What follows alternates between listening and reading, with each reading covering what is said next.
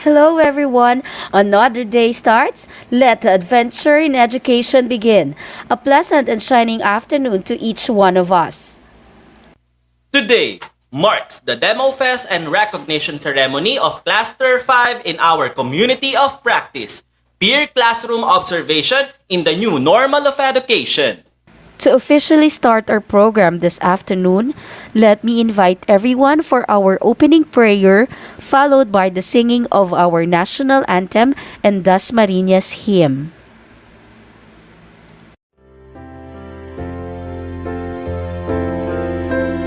Dear Lord, we praise and worship you today. You are exalted in our midst. We ask for forgiveness for every sin we have done. Have mercy on us, our Father. As we start our program today, let your guidance and protection be upon us. Send your Spirit to us and give us wisdom. We thank you for all the blessings we have received. We also thank you for the lives of the people in this place. Be glorified in everything we do. In your name we pray. Amen.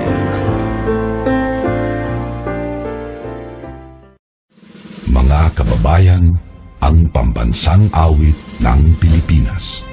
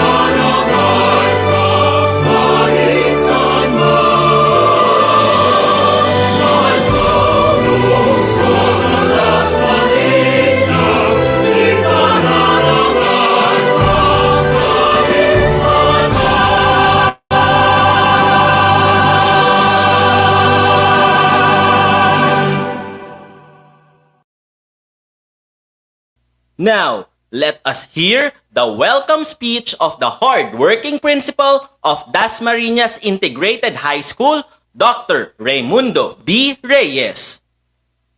Pleasant good afternoon to everyone. We have now come to the culminating activity of our community of practice, peer classroom observation in the new normal. I would like to commend everyone who participated in this working labor of collaborating with one another in order to share best practices in teaching and learning and thereby improve the quality of education. Despite this new normal in education, we have proven our passion in enhancing our craft. Truly, we will always pursue excellence in order to give our students and stakeholders the service that they deserve. I hope this community of practice will continue in order to strengthen our connection and craft new practices and strategies in handling the future of our education. Together, we can beat the challenges of this pandemic and uphold the quality of our instruction. Again, I am truly glad that this demonstration teaching and recognition event is happening now. Thank you and have a great day. Hearing some inspirational message makes an individual motivated in life. Let's hear from our Division OIC SDS Mr. Raimundo M. Cantonjos. My greetings, thanks, and congratulations to the Public Schools District Supervisor and Parent Supervisor of Cluster 5, Dr. Emily Belaño and Dr. Noel Ansiado, and to the principals and teachers for initiating this continuing professional development strategy for the improvement of the teaching and learning process through a community of practice, a very relevant and timely online community of practice of peer classroom observation in the new normal. Again, congratulations to all of you in this demonstration festival and virtual recognition activity. Thank you very much for continuously making efforts in initiative, intervention, and innovations along teaching and learning process for our continuous improvement in for better service delivery for the benefits of our learners. Mabuhay po kayong lahat. Maraming salamat and God bless us all. For us to have an idea and background of what really this program all about, let us listen to our COP Cluster 5 lead documenter, Ms. Diana F. De Los Santos. This pandemic has drastically changed the course of education and had us technically locked in all four corners of our rooms, making us feel disconnected from the rest of the world. It made us do our schooling like never before. With this great challenge and the desire to strengthen the teaching and learning process this season, DEP at Dasmariñas Cluster 5 schools built a community of practice for educators to connect with each other and experience an authentic community through peer classroom observation. From screen to screen, teachers shared best practices to each other, learned from one another, and promoted a culture of support and encouragement, something that we all need, especially in these trying times. The online classroom peer observation is a two-way process that can benefit both the observer and the teacher being observed, with the goal of improving learning and teaching. This program allows educators to reflect on their practice in a collaborative and supportive environment online. From this practice, teachers, old and new, felt connected, supported, and even heard, especially in their struggles in teaching in the new normal. Despite the distance and differences, we have strengthened our connections, identified instructional needs, conquered the world of ICT, and established feedback mechanisms in order to improve classroom instruction and therefore increase the quality of education. The time seems to be always changing, but empowering and equipping our educators will always be a constant priority in bettering our education.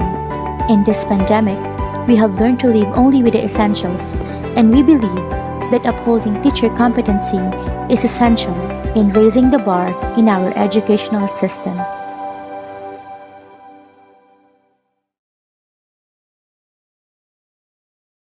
To present to us the participants of this activity, let us have the supportive principal of San Miguel Elementary School, Mrs. Margarita A. Sapida. Heartfelt congratulations, COP team of Cluster 5, on your superb performances and accomplishments. Finally, your hard work paid off, and now we will showcase some of the best practices in each school. Thank you so much for your effort on bringing out the best for our learners. May you not get tired in doing these things, instead be more inspired to do your best. And now, proudly presenting to you participants in today's event, Cluster 5 COP program, headed by our COP Chief, ever supportive PSDS Dr. Emily Belaño, with partner Parent Supervisor Sir Noel Ansiado, Cluster 5 COP Coordinator Dr. Eden Dayawon, and overall documenter Ms. Diane De Los Santos. Members and participants, demo teachers from 5 schools of Cluster 5, represented by the principal and focal person, Dasmariñas Integrated High School Team, Principal Dr. Raimundo Ildefonso Reyes, Assistant Principal Dr. Eden Dayawon, and Mrs. Lourdes Tico, COP Coordinator. Dasmatu Central School with TikTok Queen Ma'am Delia Servito, Principal, with Mrs. Hygia Flora May Ayop, Focal Person. San Miguel Elementary School, Mrs. Margarita A. Sapida, yours truly, with Ma'am Maria Lourdes Melendres, Focal Person. Ma'am Anisita Taneo and Ma'am Cheryl T. Agramon from Sultan Elementary School. And the last but not the least, from Victoria Reyes Elementary School, Ma'am Lilibet Vidal, Principal, and Ma'am Mary Joy Pereira, Focal Person. Congratulations, Cluster 5! Are you all ready? Now, let us witness some members of our community of practice, peer classroom observation in the new normal, as they showcase the best practices that they have learned from the program. Let's watch the demonstration teaching of the selected participants from Cluster 5.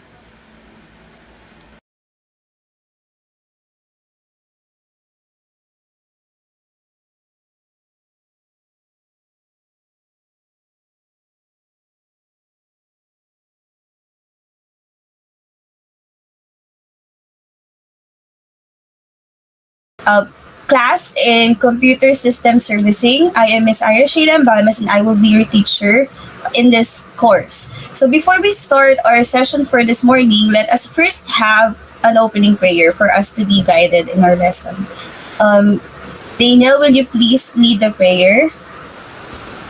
Thank you, Daniel, for leading the prayer. And now let us proceed to an energizer so that we can prepare our minds for the lessons that we will be discussing this morning. Okay, so let me just share my screen so that I can show you the riddles that I prepared for us this morning.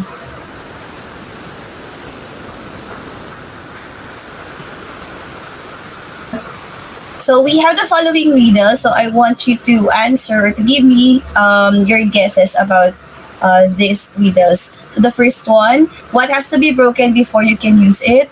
So may we ask Abby if she knows the answer? Okay, very good. The answer is egg. So now that we are done with our energizer, I just want to greet you all again. Good morning, and let me just remind you about some of the things that we have to remember during our discussion. So the first one is you have to keep yourselves on mute, and then you can just click raise hand if you want to say something. And then next is you have to turn on your camera so that I can see what you're doing. And if you do not have a microphone, you can just type your answers in the chat box of our Google Meet. Are all the instructions clear, students? Okay, thank you. So now we will just check the attendance. Okay. So upon checking the attendance here, we can see that everyone is present in our class for today. And then now, I will just give you the link for our attendance form. So please do not forget to fill out the form before you leave the call later or before you leave the meet. And then now I just also want to remind you about the previous assignments that we did last week. Were everyone able to pass their requirements? Did everyone have any problem with the submission? So I just want to remind everyone, for those who haven't submitted their outputs, please send me a private message. Okay, now let us proceed to the review of the topics that we have discussed last week. So let me just again share my screen. Okay. So for a review, I want you to open cosmobus.net and then you can enter this code.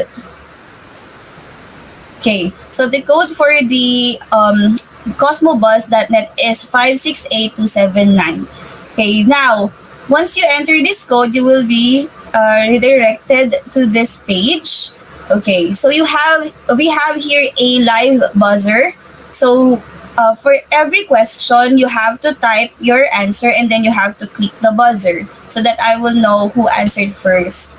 Okay, so these are the questions that we need to answer.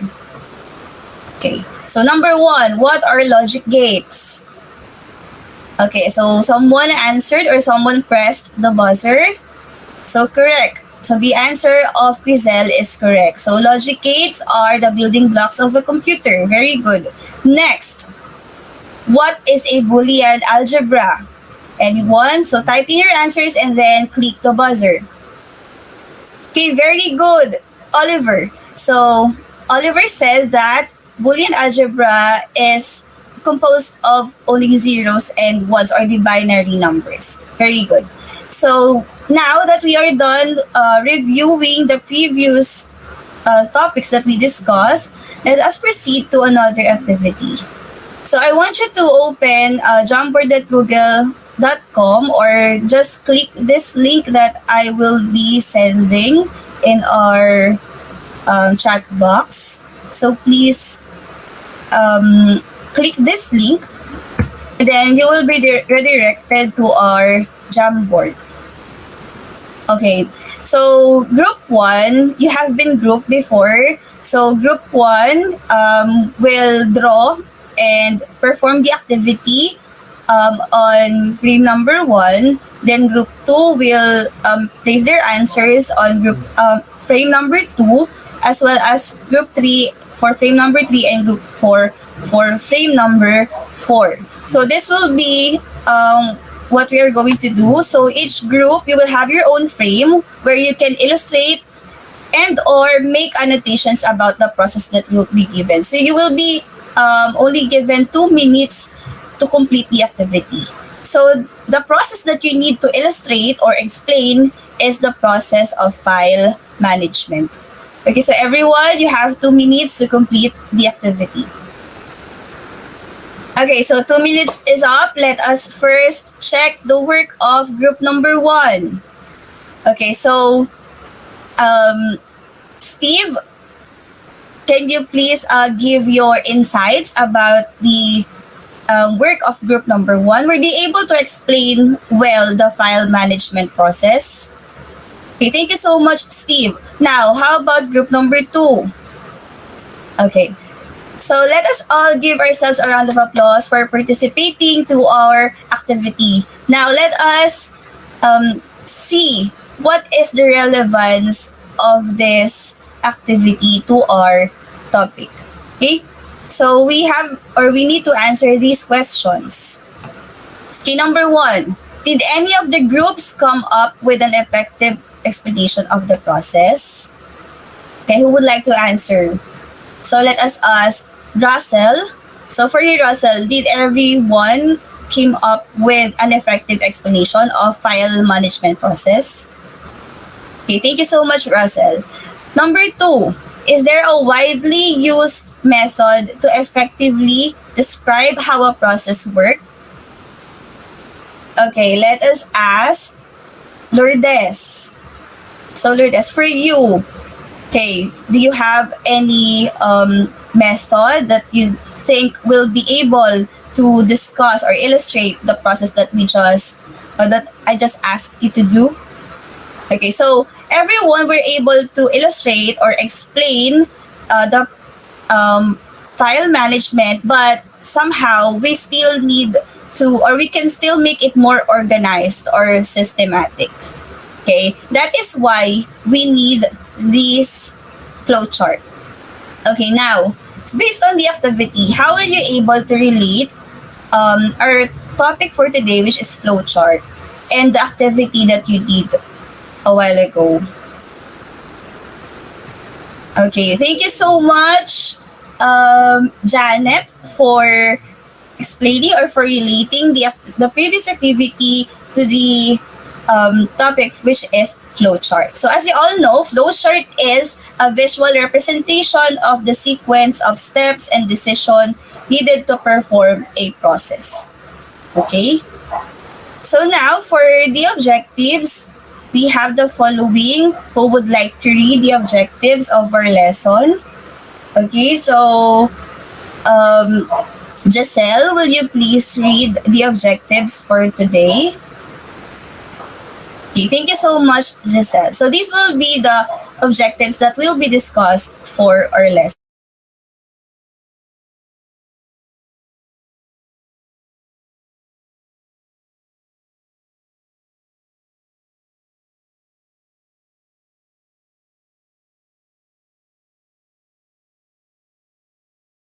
About the related concepts.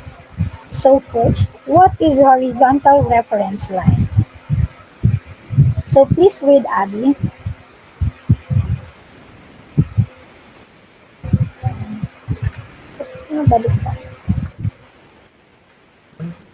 It is a straight horizontal line that comes from the eye of the observer. So in other sources, it is also known as the horizontal line, or the eye level, or simply horizontal. So let's have this illustration. So we have here the observer, and then the line wherein the observer is facing is what we call the horizontal reference line. So from the eye of sight, that is the horizontal line of sight. So now, let's discuss what line of sight is. So line of sight is a straight line drawn from the eye of the observer to the point or the object being viewed. So, if you look at this illustration, so we have the observer, and then we have the horizontal reference line,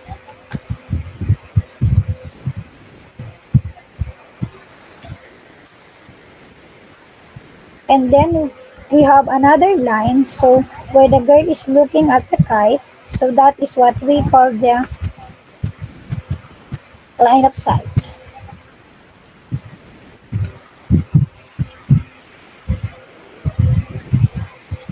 And now if we have another object, which is the snail, and if the girl looks at the snail, so we can form there another line of sight.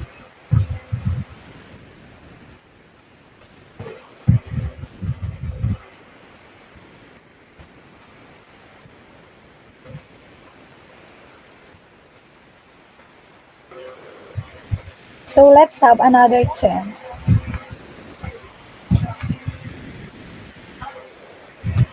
So let's discuss what angle of elevation means. So angle of elevation is an acute angle theta formed between the horizontal reference line and the line of sight above the horizontal line. So the key word there is the line above. So how are we going to form the angle of elevation? So if we take a look at this illustration, so we have the reference line or the horizontal line of sight, and then the girl takes a look at the kite flying, And then from the horizontal line of sight, going to the line of sight up or above, so we can create an angle of elevation. So always remember, the angle of elevation is formed from the horizontal line of sight of the observer going to the line of sight above. And now let's have the angle of depression. So when we say angle of depression, it is an acute angle formed between the horizontal reference line and the line of sight below the horizontal line. So the keyword here is below. So if we take a look at this illustration, so from our observer's view, and then we have another object which is a snail. So from the horizontal reference line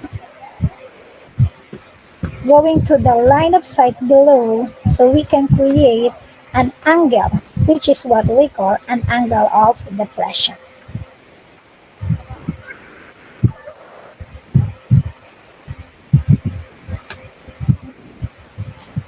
So what is the relationship of angle of elevation and angle of depression? So if we have this observer, from his perspective, so we have the horizontal line of sight, and then if that man looks up, so we can create an angle of elevation. And then if we have another object, which is the bird, and from the perspective of the bird, so we have an horizontal reference line, so we can create another angle, which is the angle of depression. So always remember that the angle of elevation is congruent to the angle of depression. So it means that their measures are equal. So let's do this activity. So everybody ready? So let's have a look up, look down game. So of course, when we say look up, you're going to raise your head up, and then when we say look down, you're going to look down. Okay, so everybody need to move your head up and down. Okay, so ready? 1, 2, 3, look up, look down. Look up, look down. Look up, look down. Okay, since you already know the concept of angle of elevation and depression, let's replace the look up and look down by elevation and depression. So when I say elevation, you look up, and when I say depression, you look down. Everybody, elevation, depression, elevation, depression. Okay, very good, class.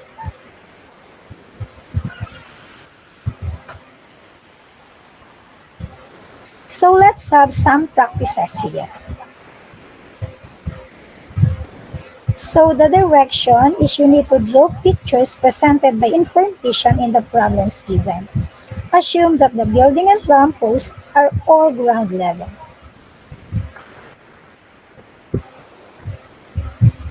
So let's have this first.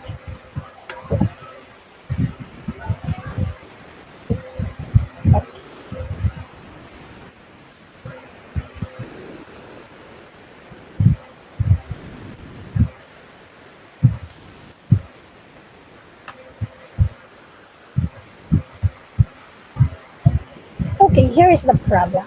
The angle of elevation of the top of the DLSU UMC building from a point of 50 meters away from the building is 60 degrees. So you have 1 minute to draw it. Okay, time's up. So the answer is, so from the observer's eye, we have the horizontal line, and then if the girl looks up,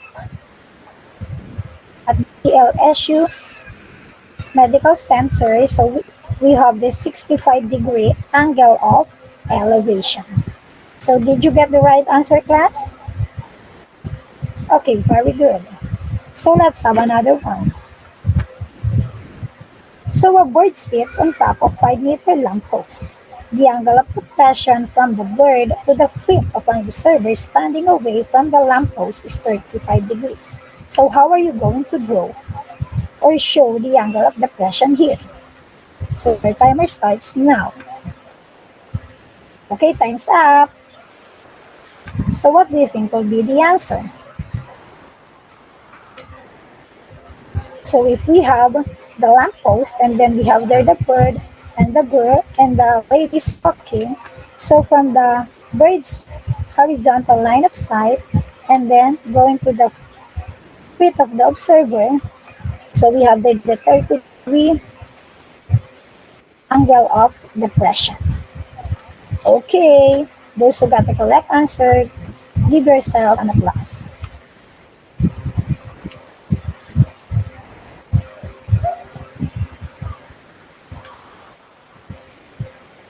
Okay, thank you, my dear students. So be ready for your next activity.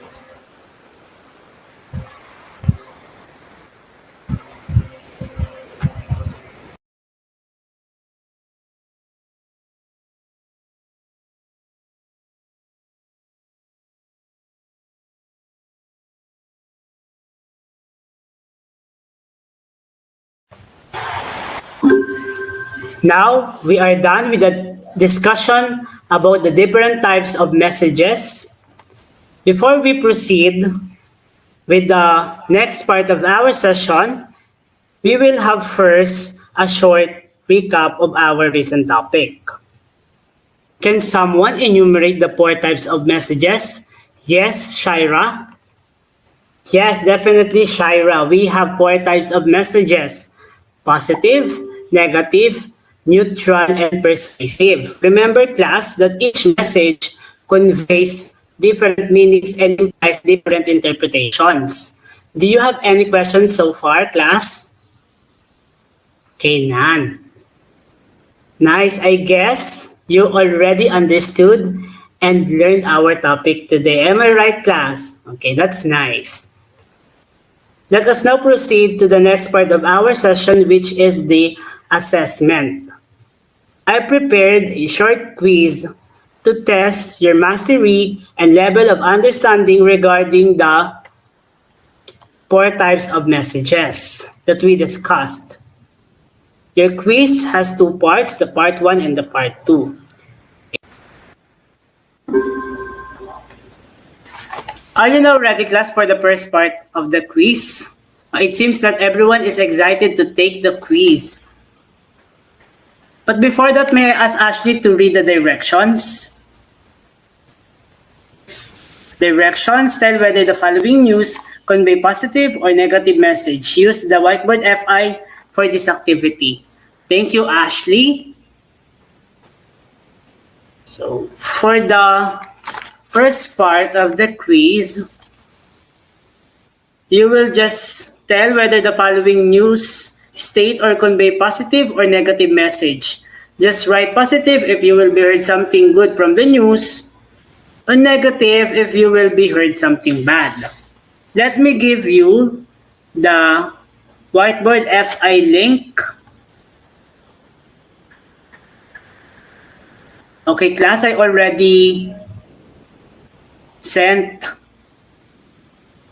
the URL or the link for you to access your whiteboards. Okay, let me check if all of you are here.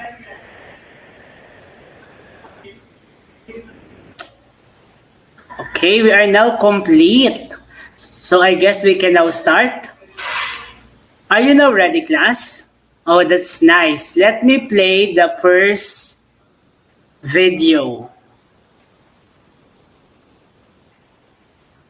The Philippine Statistics Authority, or PSA, announced that a total of 5,788,615 Filipinos have already completed the first step of the Philippine Identification System, or PhilSys, registration as of November 20. News states that 5.7 million Filipinos complete the first step of national ID registration as of November 20.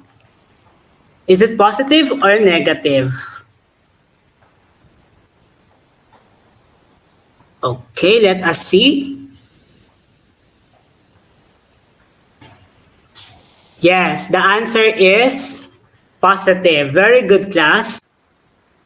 Let us have the last video. Ang tama daw po ba na Delta is present in all regions already? Sa ngayon, based on our specimen sample, all regions except Caraga. So lahat po ng regions, based on the recent run, meron na, pero ang Caraga po wala pa po kaming nadidetect. But it doesn't mean that they do not have the variant.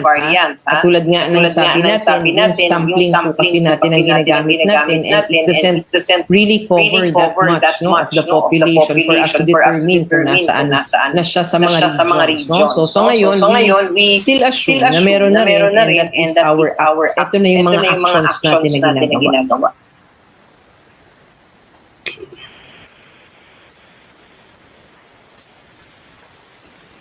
The news shows that all regions of our country except Caraga have the COVID-19 Delta variant cases.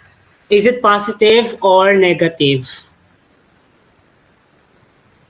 Yes, job well done. The answer is negative. So what particular phrase makes the statement negative? Exactly. The COVID-19 Delta variant cases.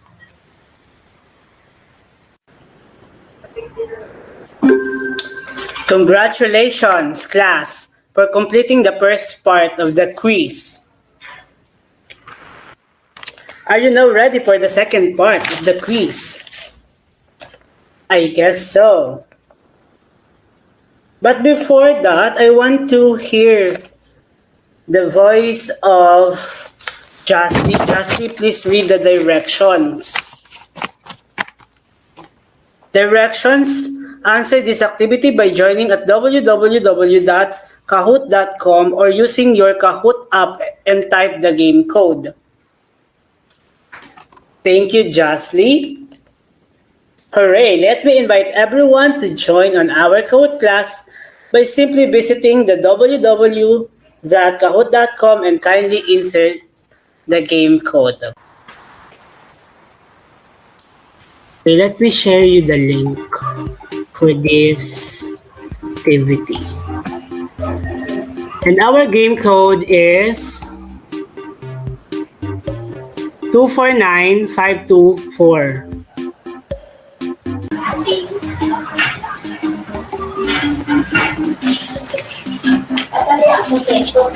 Okay. So it seems that everyone is ready. So let's start.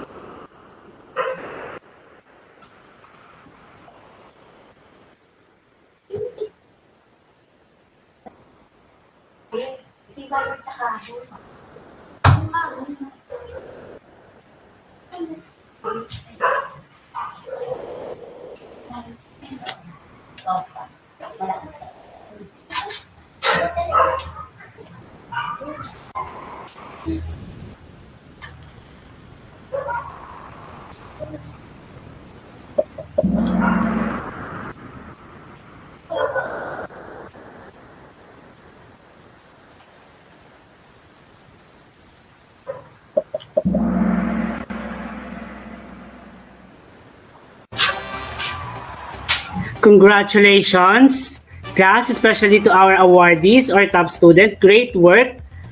Give yourself a round of applause. Okay. Congratulations, grade 8, for completing the first part and the second part of the quiz. Let us now move on to another engaging part of our session, which is the group activity. It seems that you are all excited to collaborate with your group mates, share your ideas, and showcase your learning and talents today. I am also excited to see wonderful performances or outputs from you. But before that, may I ask Chelsea to read the directions for the group activity? Yes, Chelsea? Learning task number 5, group activity, directions. Showcase your learning about the different types of messages by collaborating with your group mates. Make sure to follow and do the assigned activity based on the following criteria. Okay, continue, Chelsea.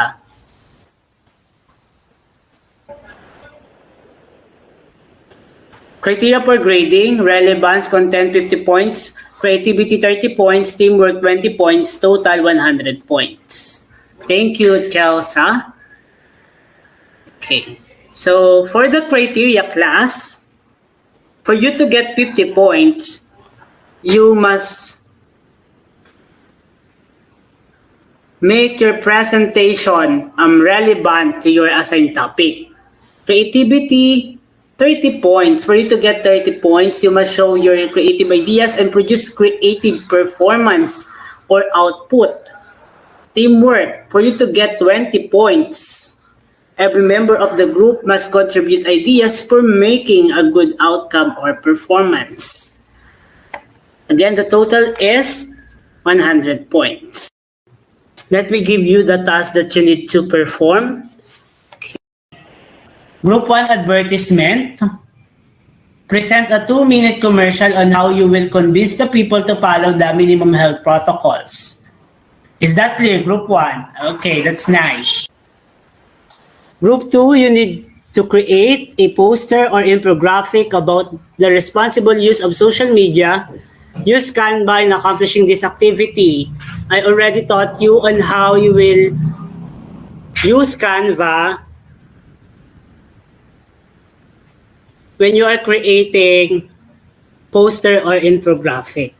And then make sure to save your output as PNG or JPEG file, or in PNG or JPEG for format file. Do you have any questions, Group 2? Amazing.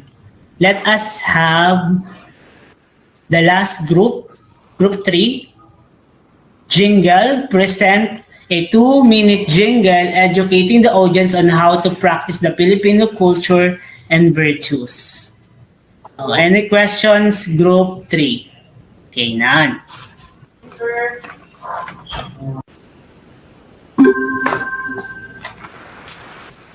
Reminders class, each group will be given 10 minutes to conceptualize and make their output or practice their performance. Each group will be given another 2 to 3 minutes to perform their assigned tasks. We will be using the Google Breakouts for the activity.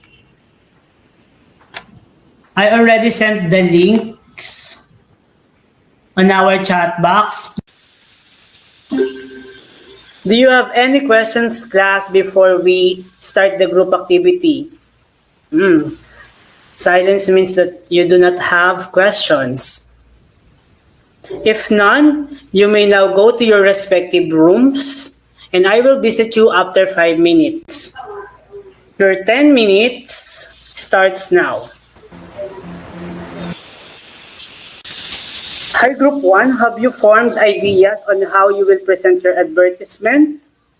Does every member contribute and share their thoughts? Oh, nice to hear. How about you, Group 2? Are you done creating poster? What's the concept of your poster? Wow, it is all about cybersecurity. Interesting.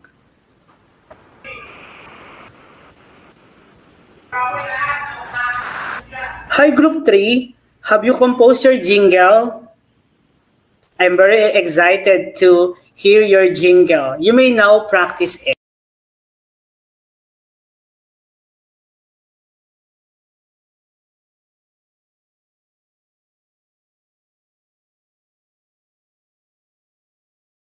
Okay, so lahat tayo, okay, o lahat kayo, okay, kahit na nahirapan ng iba, pero nagpatuloy sila sa pag-raise ng hands nila at napatunayan ng bawat isa o nasabi nila na sila ay naaliw, okay? Sila ay naaliw sa kanilang mga ginawa kanina. Okay, sige, bilang pagpapatuloy, ako naka-share screen naman na si Ma'am Lalo, no?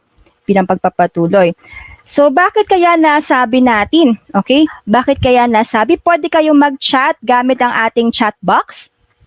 Okay? Okay, pwede rin buksan ng mic. Okay, Majo. Okay, sige, Majo.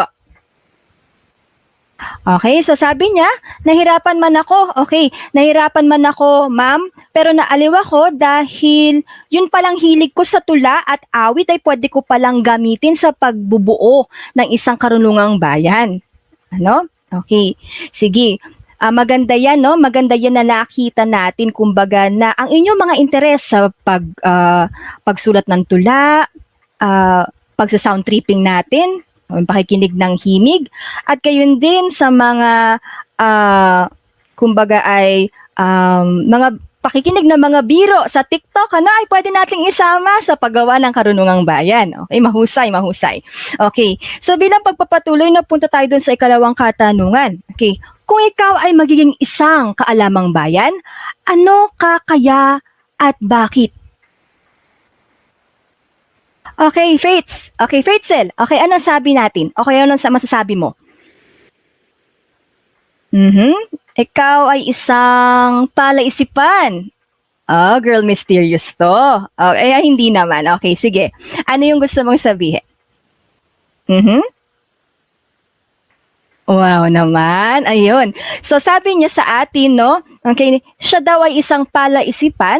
Okay? Dahil nais niya na sa lahat ng kanya mga ginagawa, lahat ng tao ay napapaisip at nahihikayat na mag-isip para sa kanilang mga sarili. May paninindigan talaga itong babaeng ito. Okay, itong estudyante. Okay, at dahil dyan, bigyan natin siya ng 1, 2, 3, 4, 5 palakpak. Ayan. Okay, sige. Bilang pagpapatuloy sa ating susunod na pagninilay na tanong. Okay? Bakit kaya mahalagang malaman ang pagkakapare-pareho at pagkakaiba-iba ng mga kaalamang bayan? Okay, Sofia.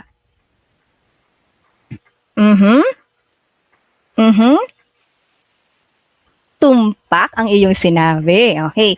So sabi niya, okay, mahalagang malaman ang pagkakapare-pareho at ang pagkakaiba-iba ng mga kaalamang bayan sapagkat ito ay upang madali nating makilanlan ang bawat isa, kung ito man ay panudyo, bugtong, palaisipan man, okay? At upang makita natin ito, o tugmang digulong, okay? At makita natin ito, kumbaga, sa ating mga pang-araw-araw na ginagawa, sa ating mga pang-araw-araw na pinagdadaanan, Okay?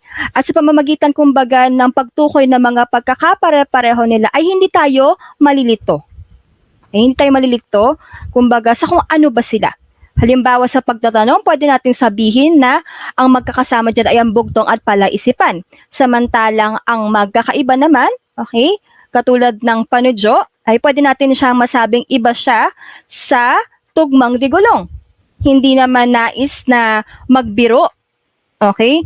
Magbibiro man ang tugmang digulong, pero hindi ito manliliba katulad ng tula o awiting panudyo. Yan. Okay. So, mahusay, Ang galing mo talaga, Sofia. Okay. Bagay na bagay sa iyong pangalan, sabi nga. Okay. Goddess of Wisdom o pagiging marunong. Okay. Bilang pagpapatuloy sa ating huling katanungan. Okay. So, bakit mahalagang panatilihing mapag-aralan ang mga karunungang bayan?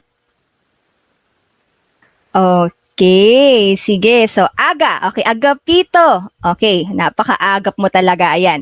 So, sabi ni aga sa atin, okay, mahalagang panatilihing mapag-aralan ang mga karunungang bayan sapagkat ito ay refleksyon ng ating pagka-Pilipino. Ay makataano at saktong-sakto ang ating buwan ngayon bilang pag-alala sa ating buwan ng wika. Ano? Okay, so mahusay tayo dyan, Aga. Okay, at sa lahat ng mga nakilahok, bigyan nyo ang inyong mga sarili ng 1, 2, 3, 4, at 5 palakpak. Okay, sige yan. Maraming salamat sa inyong pagsagot sa ating 4 na pagninilay ng mga katanungan at naaliw ang bawat isa sa atin sa pagninilay ng ating mga natutunan sa araw na ito. Okay, bilang pagtatapos, okay, ay sasabihin ko muna una at inyong susundan sa aking ikalawang basa, okay? Ito ay paalala sa atin sa lahat ng ating pinag-aaralan sa Filipino, okay? Na Pilipinas ang bayan ko, Filipino ang wika ko. Ako ay Pilipino sa isip, sa salita at sa gawa. Ngayon, kayo naman. Pilipinas ang bansa ko, Filipino ang wika ko. Ako ay Pilipino sa isip, sa salita at sa gawa. Hey, salamat sa inyong lahat. Salamat sa inyong pakikilahok. Okay, salamat sa inyong pagdalo at hanggang sa muli.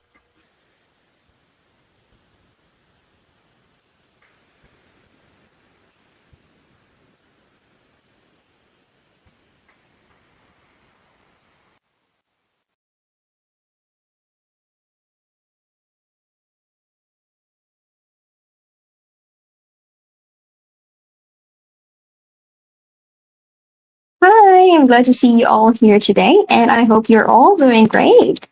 So today we have another topic, which is about the critical approaches to writing a review, reaction paper, or critic. But before that, let us review our online classroom rules that we need to follow during the course of the discussion. Be on time, be present, dress appropriately, keep your microphone on mute, and be respectful. It is also good for us to know the math for today. Uses appropriate critical approaches in writing a critic, such as formalism, feminism, etc. Upon knowing the math, it is also right for us to know the different objectives we are expected to achieve today. Share one's ideas about certain topics. Describe the critical approaches used to write a review, reaction paper, or critic. Analyze movies, articles, arts, etc. using the critical approaches, and write a review, reaction paper, critic using the appropriate critical approach. So now I'm about to show you a video that went viral online early this year, and that is connected with our topic today. And after that, I'm going to ask you for your opinions about it. Okay? So here we go. Let's start with the video. This pandemic, the people of the Philippines is on the rise. A movement to defeat hunger and uncertainty among its citizens is gaining popularity, uniting pro and anti-government to its cause and motivating everyone to help. It started like this: a small initiative to where the needy, the poor, and the unemployed can get goods for free to meet their bare necessity amidst the pandemic crisis. After barely a week, it grows like this. And this is not an exaggeration.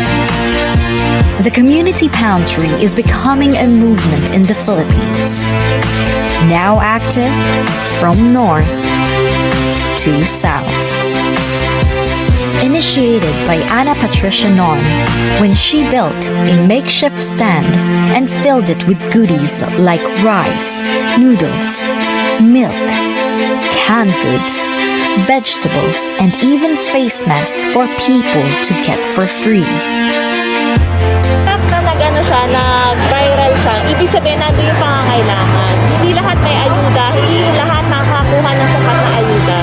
So ito, malaking bagay siya. Ibig sabihin din, gutom yung mga Pilipino and kailangan natin magkaroon ng action. Her single act of kindness became viral on social media and rippled steadily.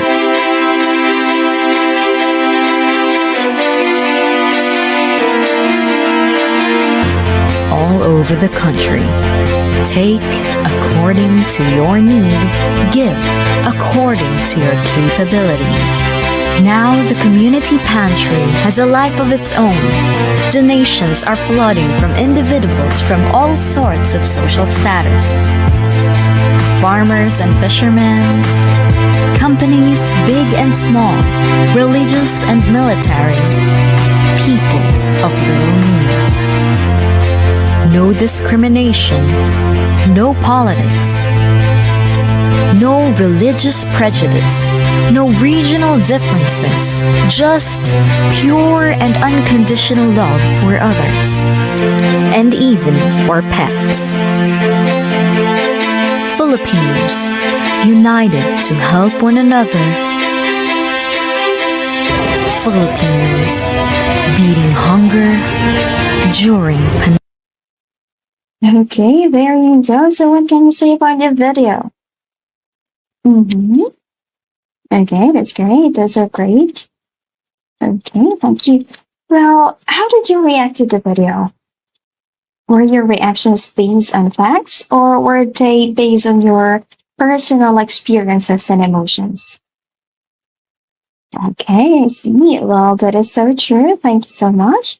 And there are, just so you know, there are different approaches that we can use for us to write an effective reaction paper or reflective paper.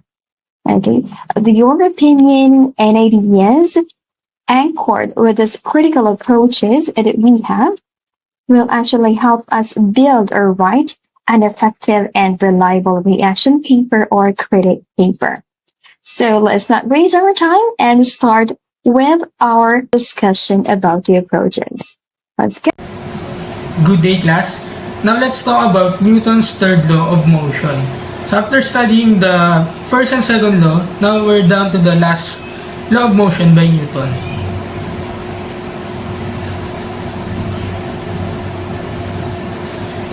For our objective, at the end of the lesson, the learner is able to identify action-reaction pairs.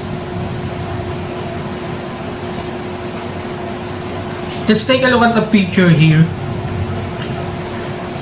Imagine, kagaya nung sa picture, sinipa natin yung isang padera. What will be our reaction or ano yung mararamdaman natin after hitting a wall? So obviously masasaktan tayo, no, kasi matigas yung wall. But what does it have to do with our topic? Ano yung kinalaman nito sa Newton's third law of motion? Let's begin with this paragraph. A force acting on a body is always the result of its interaction with another body. So forces always come in pairs.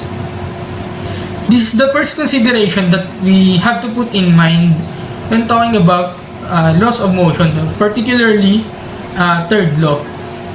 Forces always come in pairs. This one, kailangan natin tandaan to. That force exists due to the interaction between different bodies. So, walang mangyayaring force kung walang mangyayaring interaction between different bodies.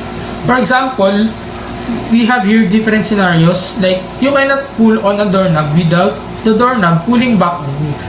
When you kick a football, the forward force that your foot exerts on the ball launches it into its trajectory, but you also feel the force the ball exerts back on your foot. If you kick a wall, the pain you feel is due to the force that the wall exerts on your foot. So that's the reason. Kasi meron ding force na in-apply si wall dun sa paa natin. Kasi nga nagkaroon ng interaction between our foot and the wall. In each of these cases, the force that you exert on the other body is in the opposite direction to the force that body exerts on you. Experiments show that whenever two bodies interact, the two forces that they exert on each other are always equal in magnitude and opposite in direction. This fact is called Newton's third law of motion.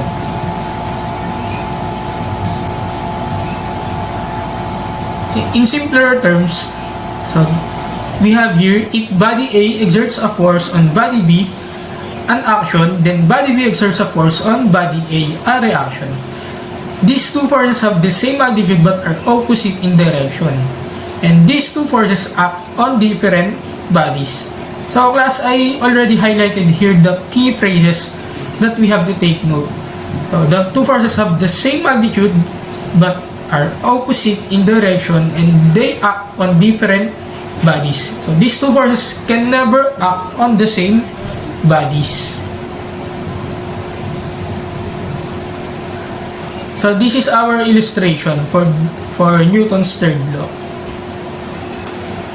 So this one, Fa on B, is the force that your foot exerts on the ball.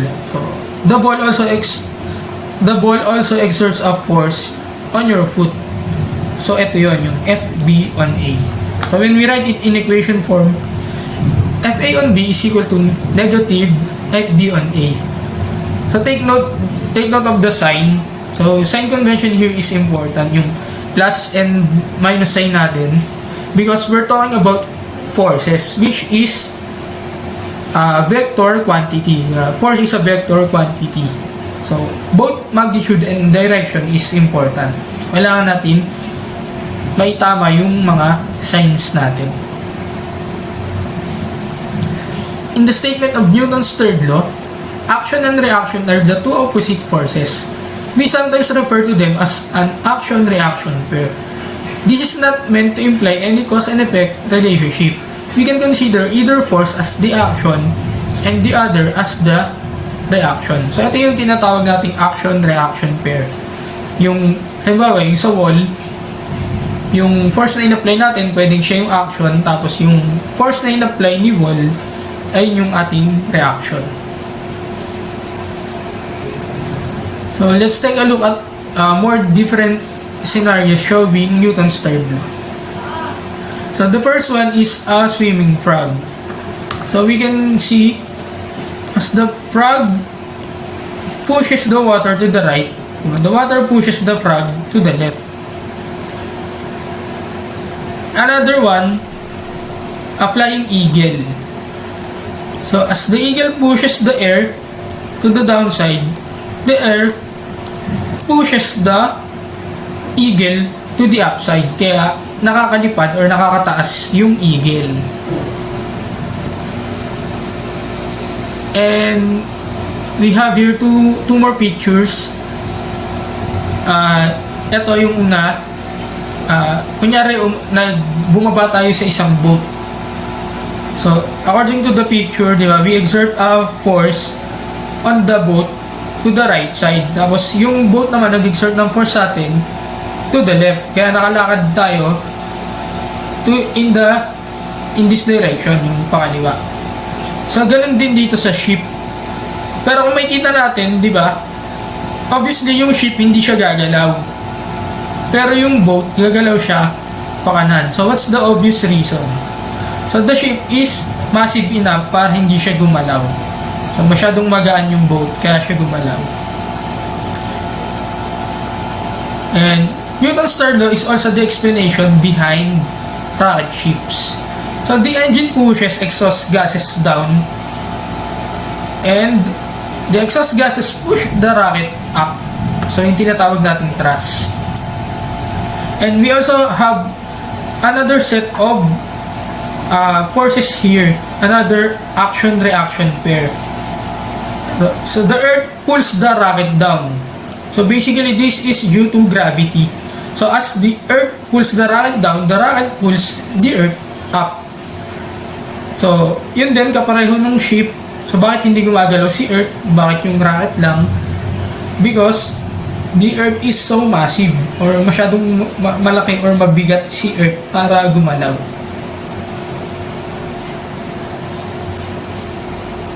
Let's take a look at a conceptual example here. We have our problem. So after your car breaks down, you start to push it to the nearest repair shop. While the car is starting to move, how does the force you exert on the car compare to the force the car exerts on you? How do these forces compare when you are pushing the car along at a constant speed? So imagine ikaw yung nandito sa problem, nasa scenario. Let's break it down. Basically, we have here two questions. Yung isa, the car is starting to move. Tapos yung sa pangalawang question, the car is already moving at a constant speed.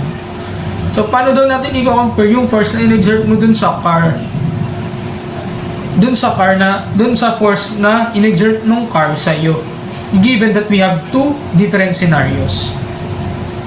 So, the answer is basically is Newton's third law says that in both cases, the force you exert on the car is equal in magnitude and opposite in direction to the force the car exerts on you. So it doesn't matter whether the car is at rest, the car is starting to move, or the car is already moving at a constant velocity. So, palaging kapareho lang yung force na i-exert ni car sa'yo dun sa force na in-exert mo dun sa car.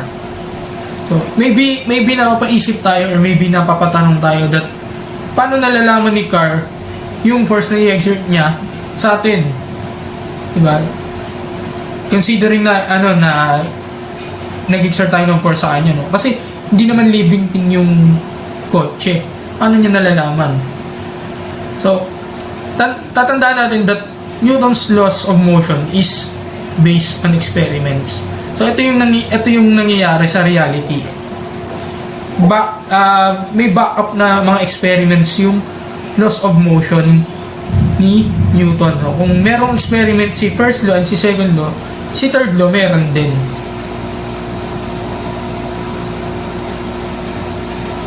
So, to further understand the third law, we have here a Newton's third law paradox. So, we have another problem. A stonemason drags a marble block across a floor by pulling on a rope attached to the block. According to Newton's third law, the stonemason pulls as hard on the rope block combination as that combination pulls back on him. Why then does the block move while the stonemason remains stationary? So, ito, common paradox to sa Newton's third law. Breakdown ulit natin yung problem. So, we have here a rope block combination na hinihila ng isang stonemason. Ang tanong, bakit daw yung block ay gumalaw pero hindi gumalaw si stonemason? Given that sinasabi sa Newton's third law na yung force na in-exert ni rope block ay stonemason, kapareho lang ng force na in-exert ni stonemason kay rope block combination. Bakit gumalaw yung isang object? Yung isang object ay hindi gumalaw. Kagaya nung sa car. Kung pareho lang yung force na in-exert mo dun sa car, tsaka yung force na in-exert ng car sa'yo, bakit gumalaw yung car pero ikaw hindi? So the answer is the motion of the block has nothing to do with the third law but with the second law. So, ito yung kailangan natin tandaan. We have to differentiate the concept of third law and the concept of second law. So, ano ba sinasabi natin sa second law? The only forces involved in Newton's second law are those that act on a given body. The vector sum of these forces determines the body's acceleration, if any. So, ganito yan. When we talk about Newton's third law, we're talking about different bodies. Pero, kapag pinag-uusapan na natin si second law, ina-isolate na natin yung bawat object or yung bawat body. We assess each body independently. So, sabi, the vector sum of these forces determines the body's acceleration. Kunyari, punta tayo dito sa block natin, sa rope block combination natin. Sabi sa problem, gumalaw si rope block combination. So, kung gumalaw siya, so obviously, to the right, yung direction ng force na in-apply ni stonemason kay block. So, obviously, the block moves to the right. Pero kung titingnan natin, kung i-analyze natin yung rope block combination natin, ano pa yung ibang forces na in-exert sa rope block combination natin? So, another force na kailangan natin makita dito is the friction. So, friction. There is a contact between the surface of the block and the floor. So, tatandaan natin, di ba, na friction, it always opposes the motion. So, if the motion is to the right, the direction of the friction is to the left. So, if the motion is upward, the direction of the friction is downward. So,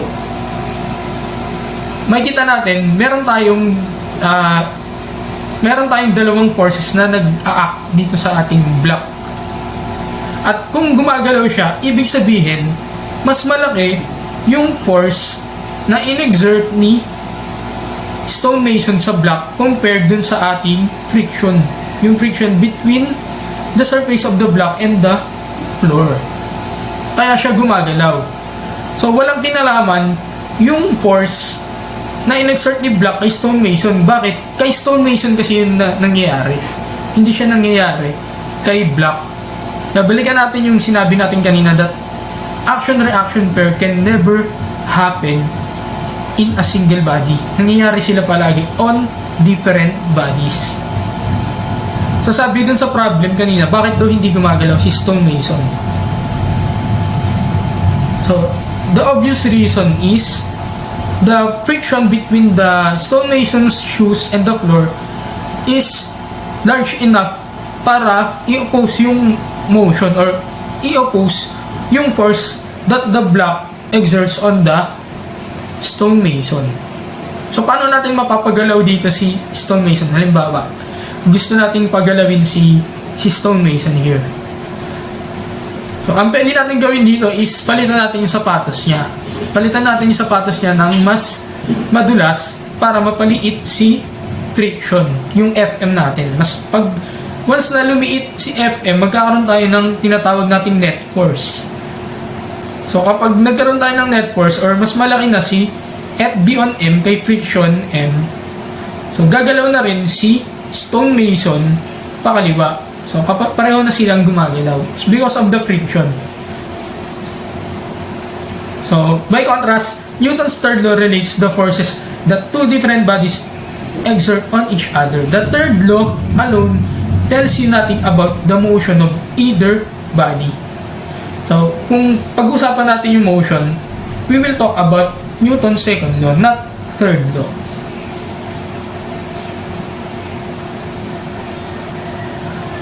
Okay, for our summary, so ito yung summary ng ating topic. Forces always come in pairs. There can never be a single isolated force. For every action, there is an equal and opposite reaction. Third one is action-reaction pair always acts on different bodies. They can never act on a single body. And action and reaction forces are always equal whether the object or objects is or are at rest, accelerating, or moving at a constant speed. So class, for your activity, so demonstrate this simple experiment proving Newton's third law of motion. Record yourself explaining the experiment. So magkakandak tayo ng experiment dito, class. And please watch this video. This will be the basis of your experiment. Today we're going to demonstrate Newton's third law of motion, which says every action has an equal and opposite reaction. It's the principle that sends rockets to the moon. If you want to try this at home, this is what you need.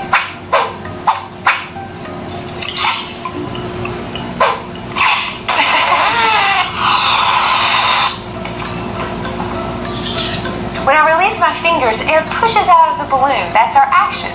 Our reaction is that the balloon moves with the same force in the opposite direction.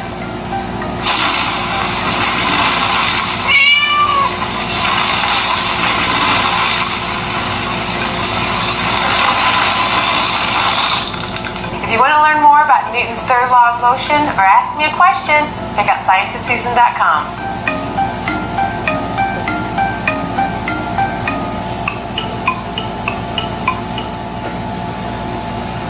Okay, I hope you're able to watch the video, pero pwede ko rin isend yung link para mabalikan natin yung video. And for our rubric, this will be the basis of your grade dito sa experiment natin. So we have here the criteria and weight percentage and the score. 4 means excellent, 3 very satisfactory, 2 satisfactory, and 1 needs improvement. And then the weight and the weighted grade. So the first criterion here is the concept, which is 35 will be the 35% of your final grade. These are the indicators. Newton's third law is defined in the video. So dun sa video kailangan ma-define nyo yung Newton's third law. So second one is the experiment is well explained. Dapat ma-explain yung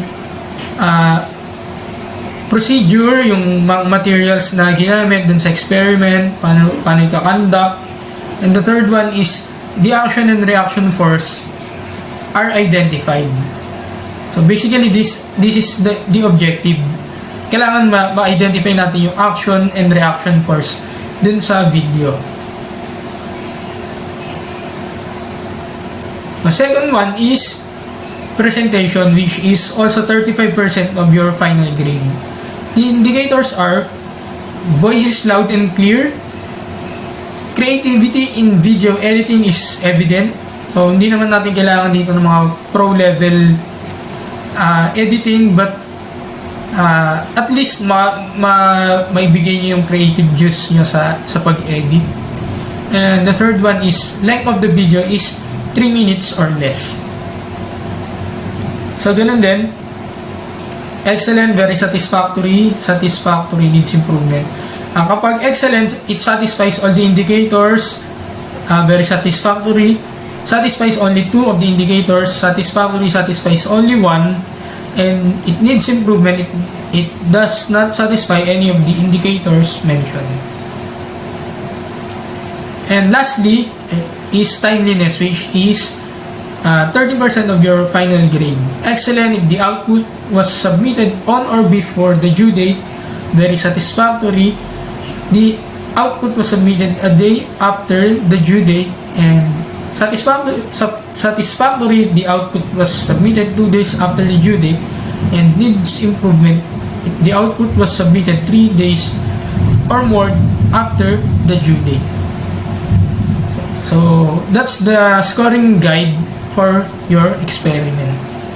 So I hope na naintindihan natin yung topic natin, which is the third law of motion by Isaac Newton.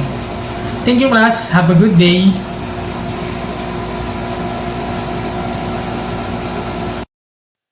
So, after knowing all the different critical approaches in writing a review, reaction paper, or critic, what do you think is it necessary to understand these different approaches?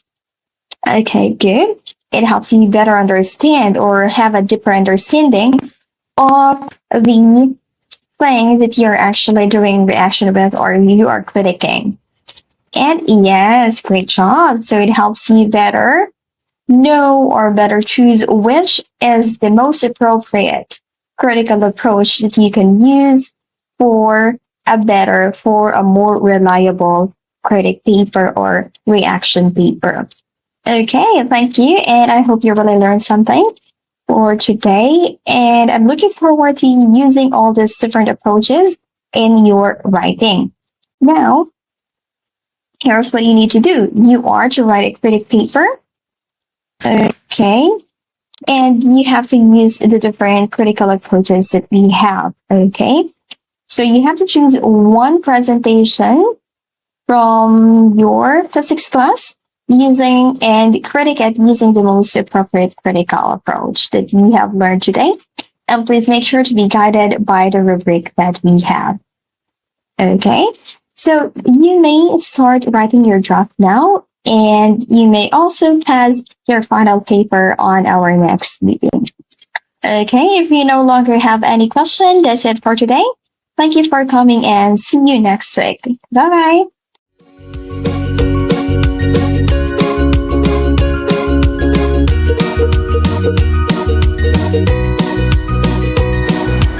Hello everybody, good morning. How are you doing? I'm so glad to hear that you're doing well and you're feeling happy. By the way, let me introduce myself. I am Cheryl B. Malana and I am your English teacher for today's lesson. In the previous year, you have learned what a conjunction is and its function in the sentence. By the way, what is conjunction? Very good! Conjunction is one of the 7 parts of speech. And what is the function of conjunction in the sentence? Yes, that is right. It is like a glue.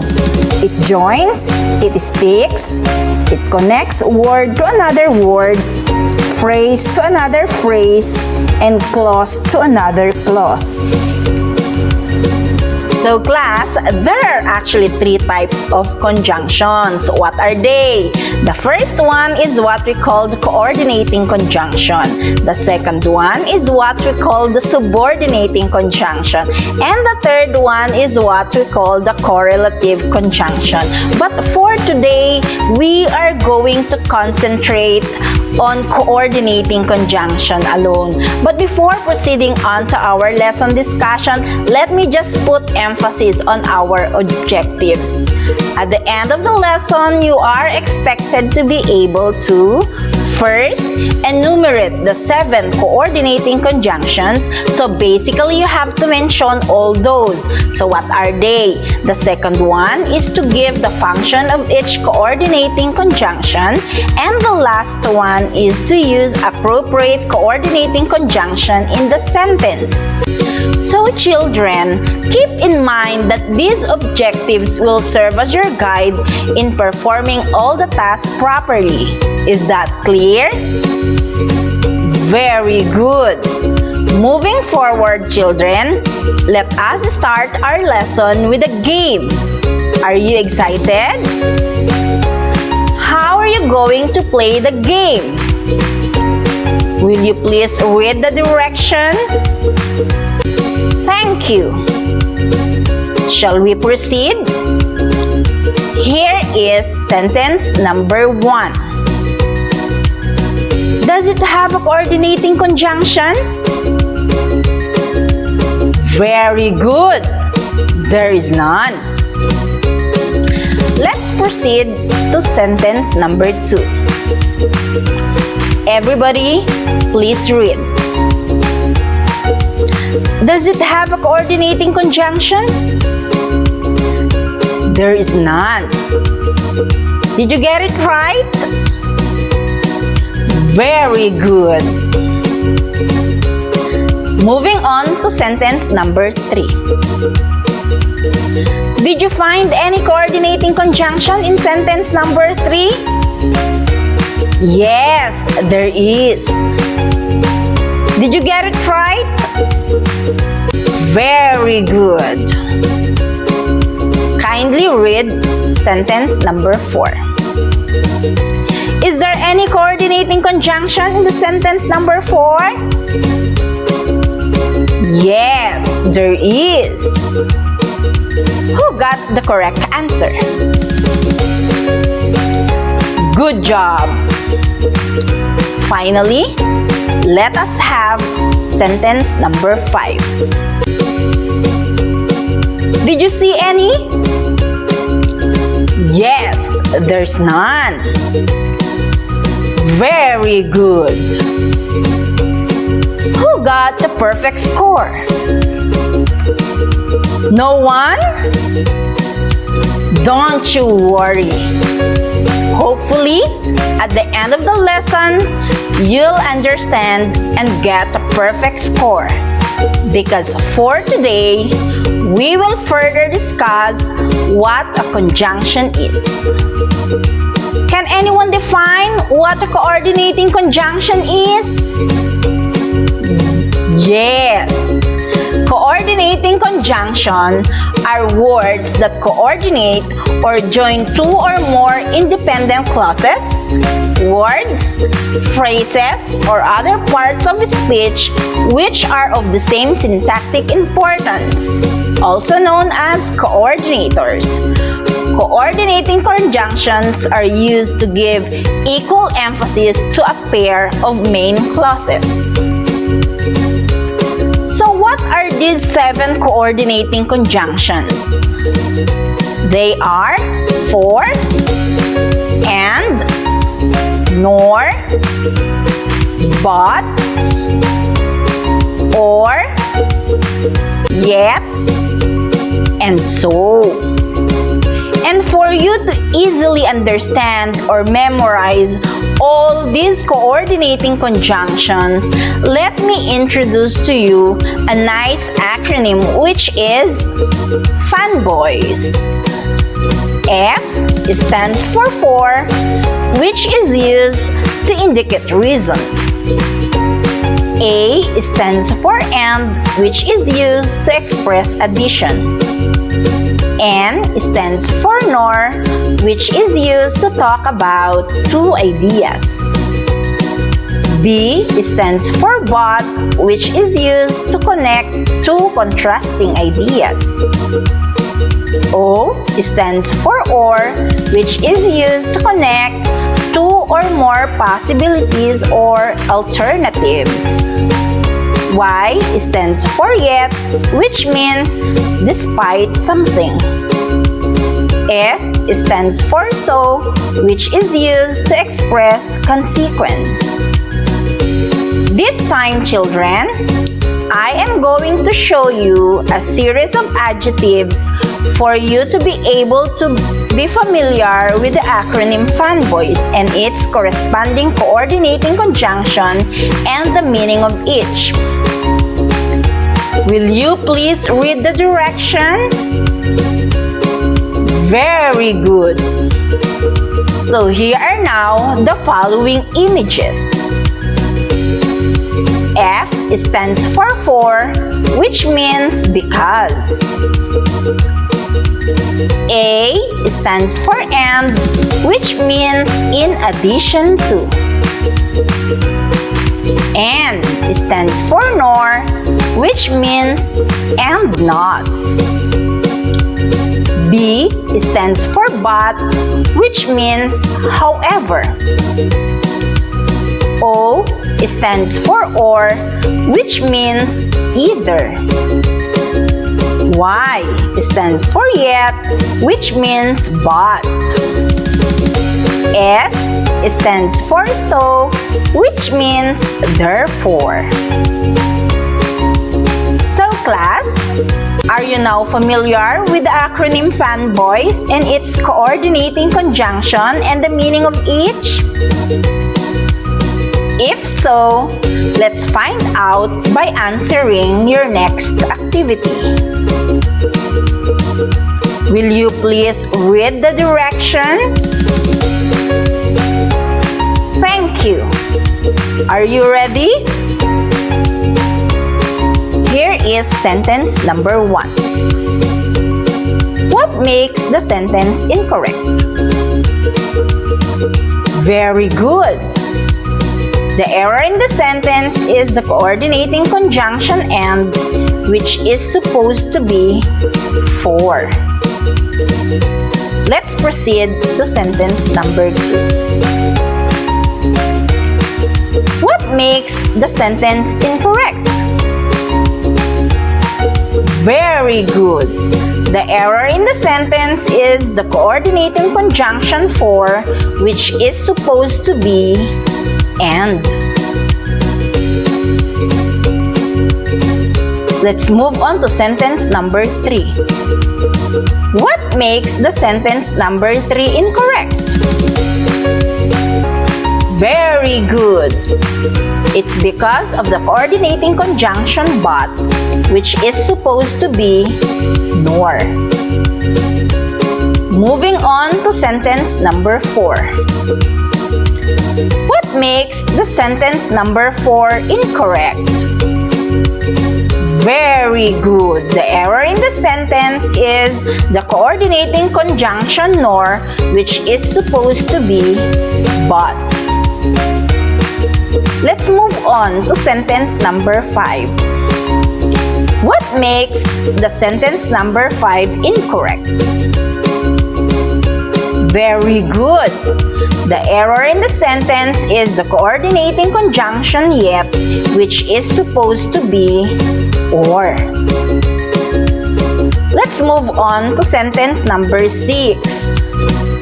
What makes the sentence number 6 incorrect? Very good. The error in the sentence is the coordinating conjunction so, which is supposed to be yet. Will you please read sentence number 7? What makes the sentence incorrect? Very good. The error in the sentence is the coordinating conjunction or, which is supposed to be so. Let's move on to sentence number 8. What makes the sentence number 8 incorrect? Very good. The error in the sentence is the coordinating conjunction but, which is supposed to be and. Let's continue on sentence number 9. What makes the sentence incorrect?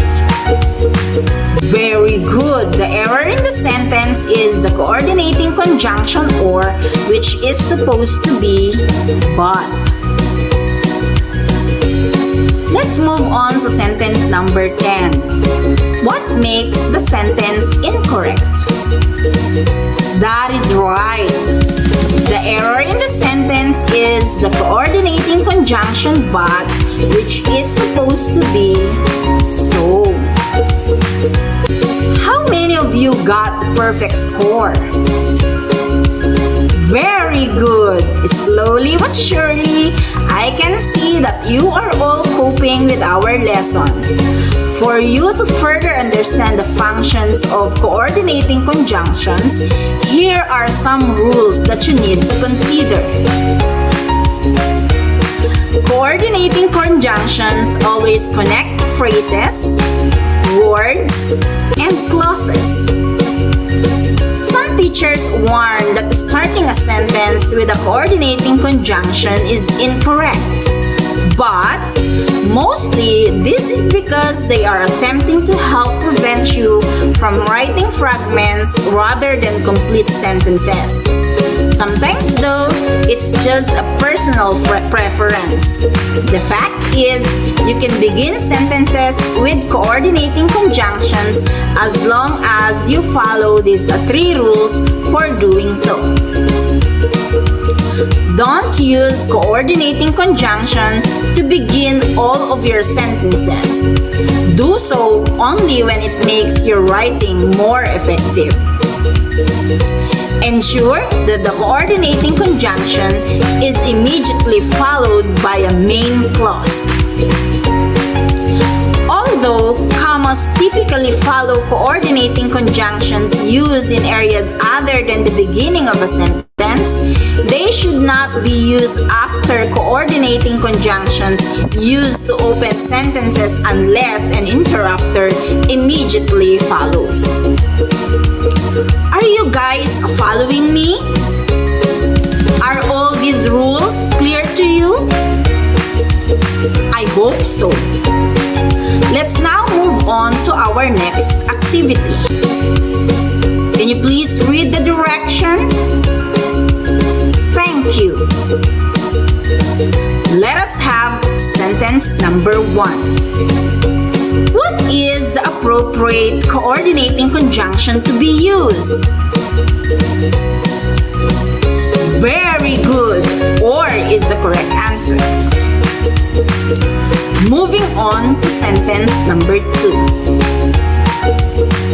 What is the appropriate coordinating conjunction to be used for sentence number 2? Very good. And is the right answer. Shall we proceed to number 3? What is the appropriate coordinating conjunction to be used? But is the correct answer. Very good. What is the appropriate coordinating conjunction to be used for this sentence? Very good. Yes, is the correct answer. Let us now move on to the last and final sentence. What appropriate coordinating conjunction has to be used for number 5? Yes, that is right. The correct answer is so. Did you all get a perfect score? Wow, that's awesome! Everybody's getting better. Now, let's proceed to our next activity. Everybody, please read the direction. Thank you. In constructing 5 sentences using coordinating conjunction, you have to follow this format. Sentence, comma, coordinating conjunction plus sentence, and you have to remember the 2 rules. Rule number 1. Put the comma before the fanboys when they connect 2 independent clauses. Rule number 2 is, if the first sentence has 5 or fewer words, you may choose to omit the comma. In this activity, you are given 5 minutes to finish it. After doing so, I will be randomly picking 5 sentences from different pupils to present their work in the class. So your 5 minutes starts now.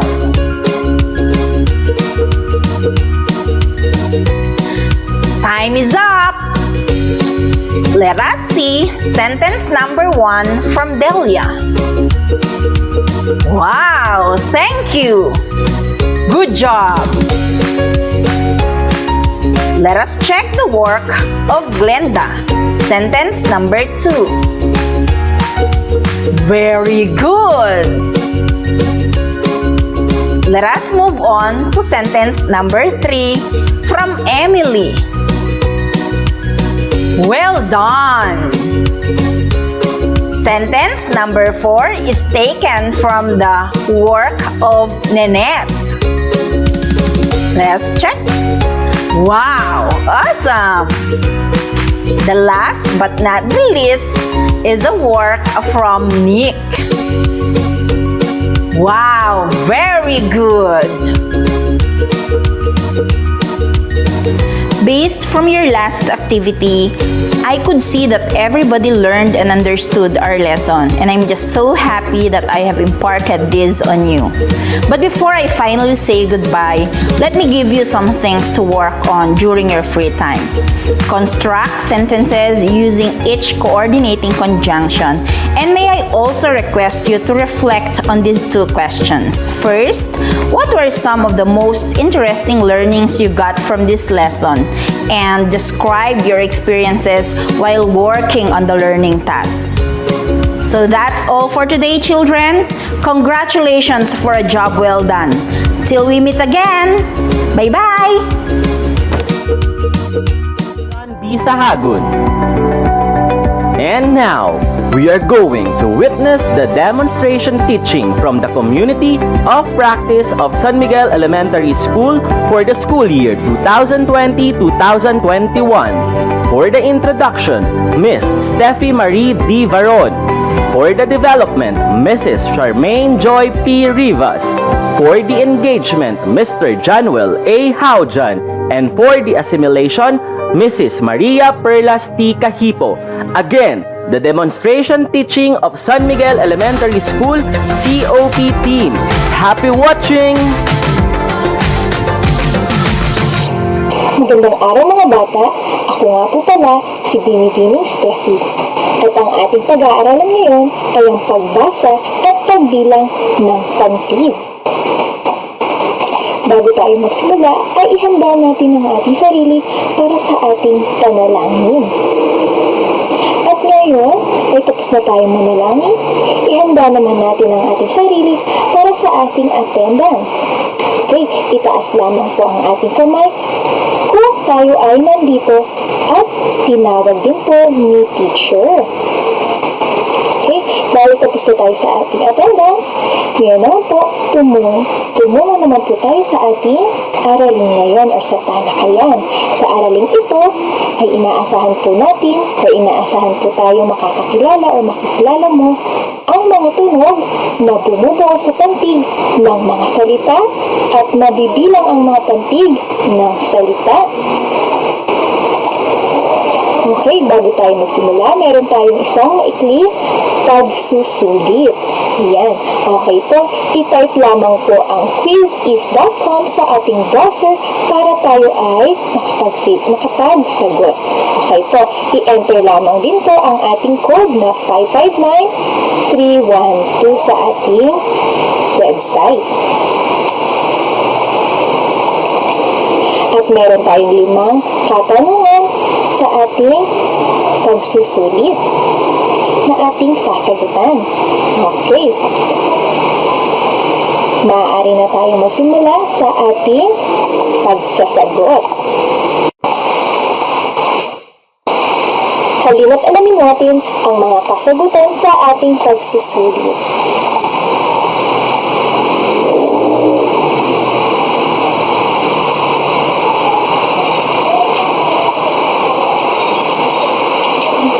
Okay, sa unang katanungan, ano ang dalawang larawan na nasa itaas? Okay, magaling mga bata. Ito ay bahay at baha. Baha at bahay. Okay, sumunod naman ang katanungan. Meron tayong ano ang dalawang pantig ng salitang nasa larawan? Ayan. Meron tayong nakikitang larawan sa atin. Ito ay tinatawag natin I at saka law. Magaling mga bata. Okay, pangatlong tanong. Ano ang dalawang pantig ng salitang nasa larawan? Okay, tingnan natin maigi ang nasa larawan.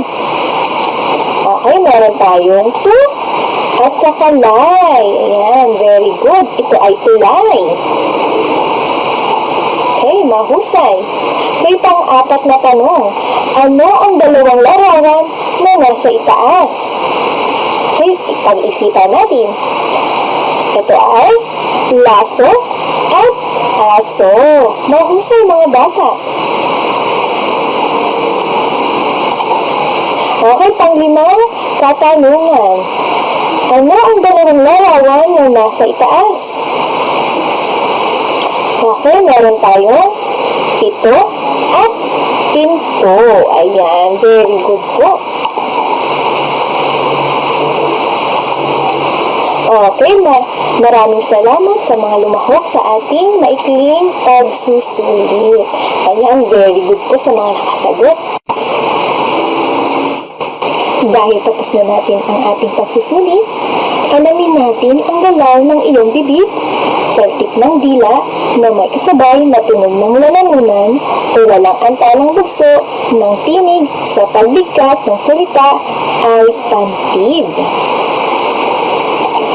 Ang pagpapantig naman ay tawag sa paghahati ng salita sa pantig o mga pantig. Ang pagpapantig ng mga salita ay nakatutulong o makatulong sa pagbabaybay nito ng wasto.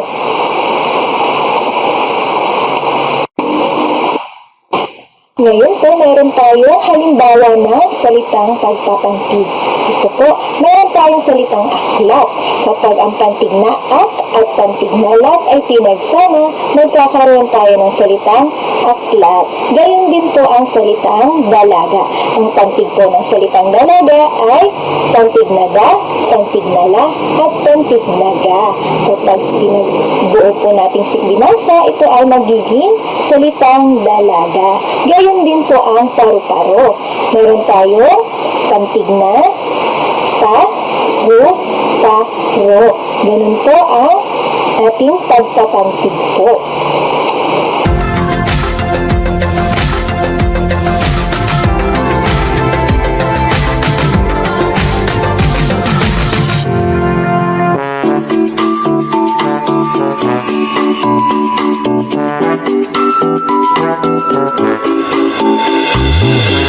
Mga bata, ito ang letrang B. Sabihin mo nga kung anong letra ito. Tama! Ito ang letrang B. Ito ang malaking letrang B. Ito naman ang maliit na letrang B. Malaking letrang B, maliit na letrang B. Malaking letrang B, maliit na letrang B. Sabayan mo nga ako. Tama! Bago tayo magsimula, tandaan, 3 linya ang ginagamit sa pagsusulat. Taas, gitna, at baba. Mga bata, pwede nyo akong sabayan sa pagsulat ng letrang B. Itaas lamang ang iyong daliri at sabayan ako sa pagsulat sa hangin. Paano ba isinusulat ang letrang B? Magsisimula tayo sa taas. Guguhit patayo hanggang baba. Babalik sa taas. Guguhit ng pakurba hanggang gitna. Isa pang pakurba hanggang baba. Magaling! Ulitin natin. Magsisimula tayo sa taas. Guguhit patayo hanggang baba. Babalik sa taas, guguhit ng pakurba hanggang gitna. Isa pang pakurba hanggang baba. Mahusay! Ikaw naman.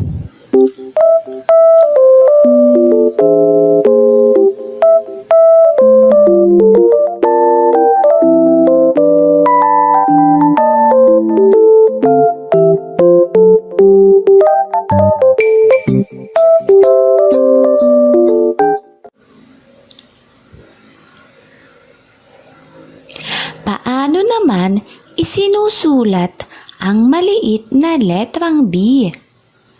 Magsisimula tayo sa taas. Guguhit ng patayo hanggang baba. Babalik sa gitna. Guguhit ng pakurba hanggang baba. Very good! Ulitin natin. Magsisimula tayo sa taas. Guguhit ng patayo hanggang baba. Babalik sa gitna. Guguhit ng pakurba hanggang baba. Mahusay! Ikaw naman.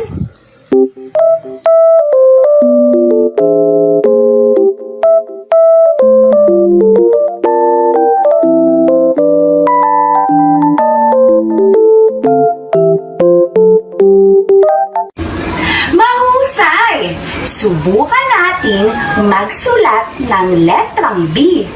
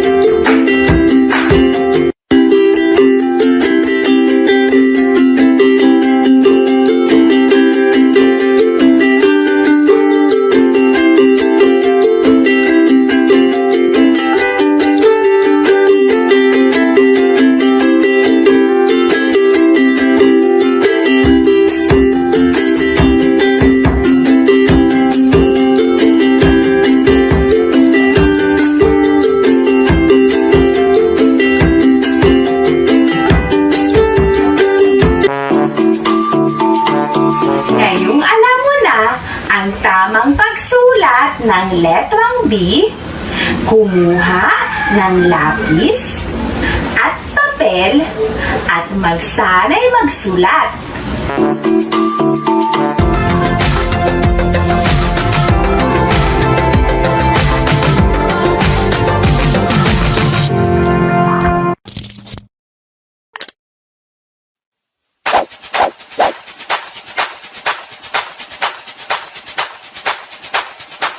Let's start our warm-up exercises with head circling.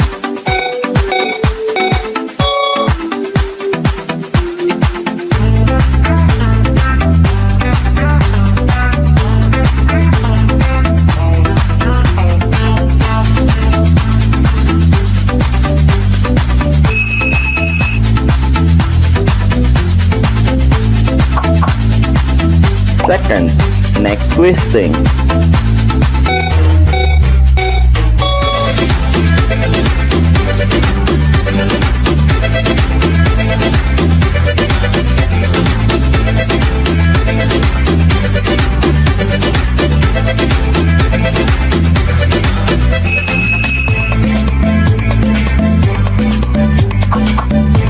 Shoulder roll, forward and backward.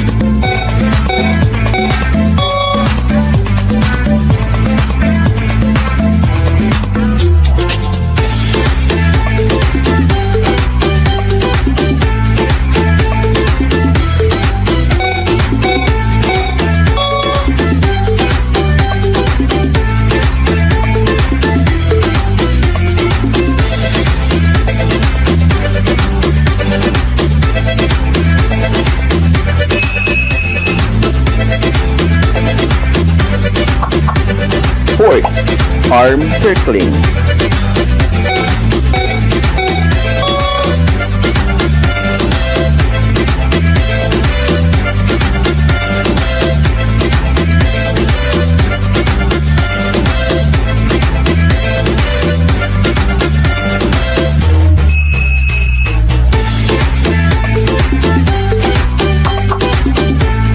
Fifth, hip rotation.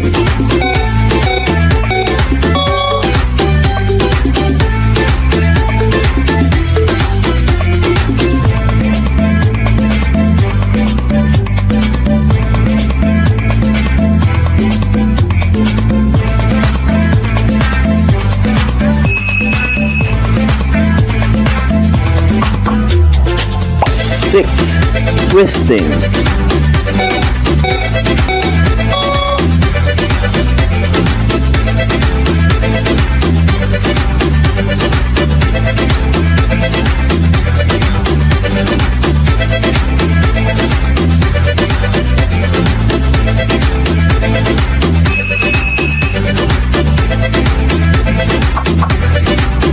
Seven, windmill.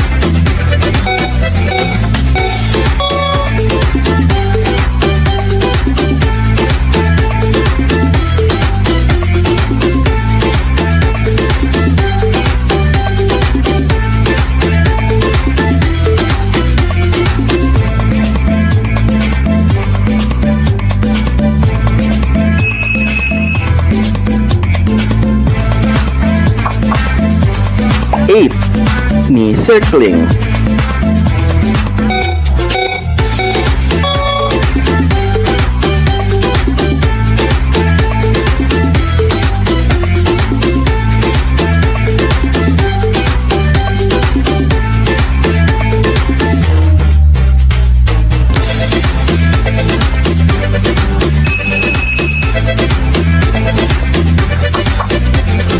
Nine, jog in place.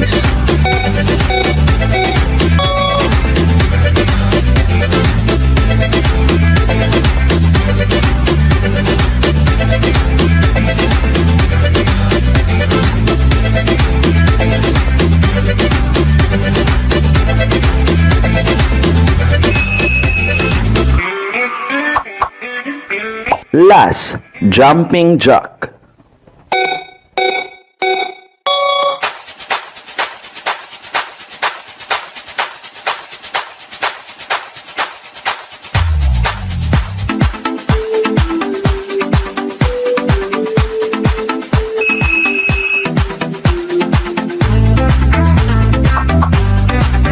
Inhale, exhale. Inhale.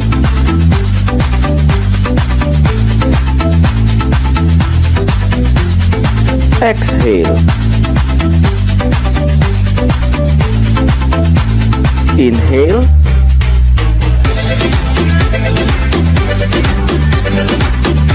Exhale.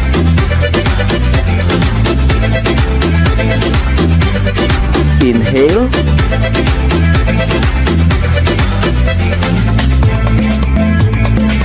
Exhale.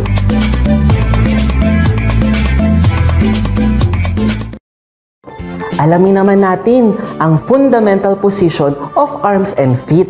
Ito ay unang hakbang para sa pagkatuto natin sa pagsasayaw. Fundamental position of arms. First position. Arms encircle forward at chest level and palms facing the body inward. Second position. Arms raised sideward at shoulder level and palms facing upward. Third position. The right arm makes a half circle over and in front of head, while the left arm in second position. Fourth position. Left arm raised overhead, palm facing sideward, and right arm encircle forward at chest level, palm facing down. Fifth position. The arms are rounded above the head so that the fingertips are just within the line of vision.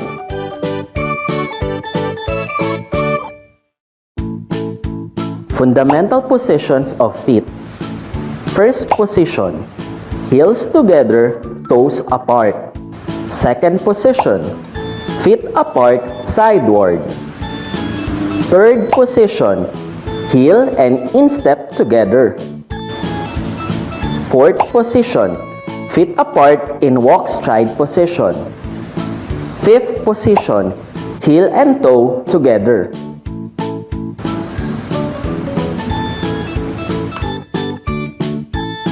Now, let's combine the fundamental position of arms and feet. First position. Second position. Third position. Fourth position. Fifth position.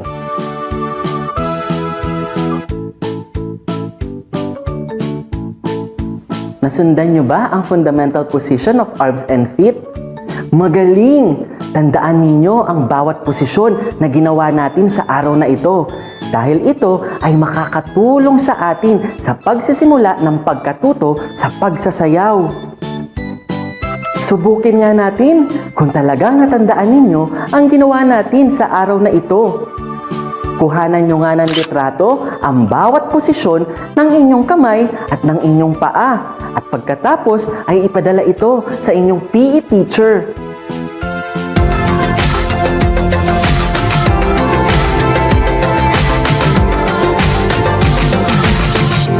And to see how well you understand our lesson, let's try to answer this activity.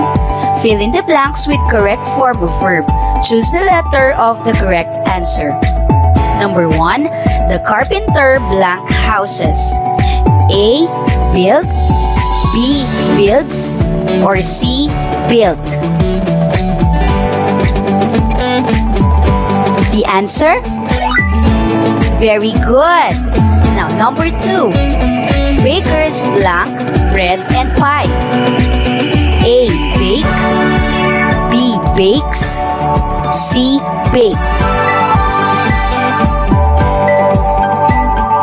The correct answer? Very good. Number 3, the mailman blank as our letters. A. Brings, B. Bring, C. Brought. The answer? Good job. Number 4, the police officer blank traffic in the busy street.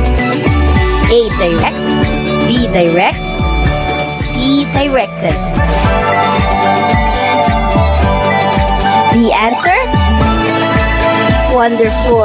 And number 5, the barber blank hair. A. Cut, B. Cuts, or C. Cutting? The answer? Correct! So, what have you learned for today's lesson?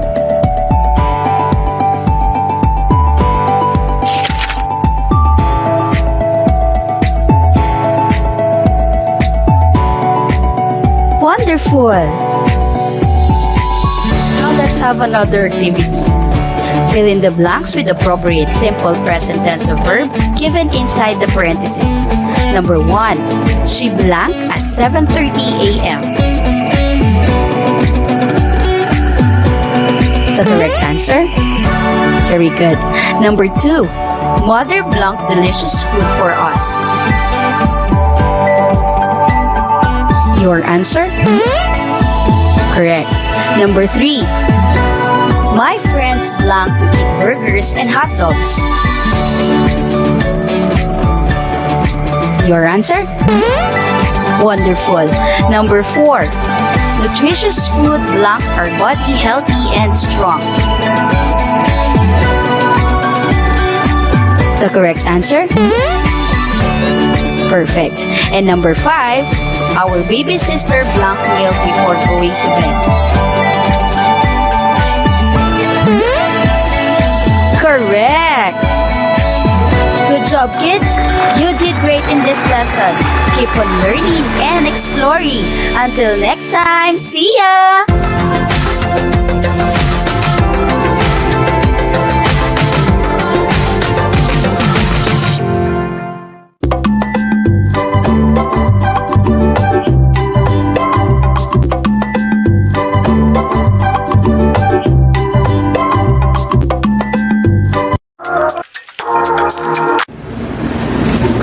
Isang maganda at masayang araw ngayong grade 5, pero bago dyan, bago tayo magsimula ng ating aralin sa Pilipino, Ayman, pakitingnan kung sino ang liban ngayon sa ating klase. Si Rohani. So, salamat Ayman. Ngayon, inaanyayahan ko ang lahat na tumayo at manalangin. Princess, pakisimulan upang pamunuan ang ating panalangin. Okay, salamat Princess. Ngayon, bago tayo magsimula, magkaroon muna tayo ng maiksing kamustahan. Meron tayong 3 emosyon na maaari niyong pagpilian. Una, masaya. Pangalawa, excited. At pangatlo, curious o meron kayong katanungan sa ating aralin. So, meron lamang kayong 5 segundo para ilagay o ibuhin ang emosyon sa inyong papel or whiteboard. So, kunin ngayon ang inyong whiteboard at mga papel para ibuhin. Handa na ba kayo? Kung handa na, itaas ang inyong mga kamay. Ngayon, simulan na natin. Okay, tapos na. Tingnan natin kung anong emosyon nyo para ngayong araw. Abdul. Si Abdul ay excited siya. Bakit ka ngayon excited, Abdul? Kasi nag-advance study siya. Very good. Ipagpatuloy mo, Abdul. Tingnan naman natin ngayon si Martha. Si Martha ay may pagdududa o katanungan. Bakit, Martha? May gusto ka pang alamin para sa ngayong aralin. Ngayon, magkakaroon tayo ng maiksing laro tungkol sa celebrity na hinango sa Channel 7. Pero gagawin natin siya ngayong Filipino vlog. Pero bago dyan, pakinggan muna natin at sabayan ang awitin. Tuwing maririnig niyo ang fact, maaari kayong gumalaw ng check at vlog.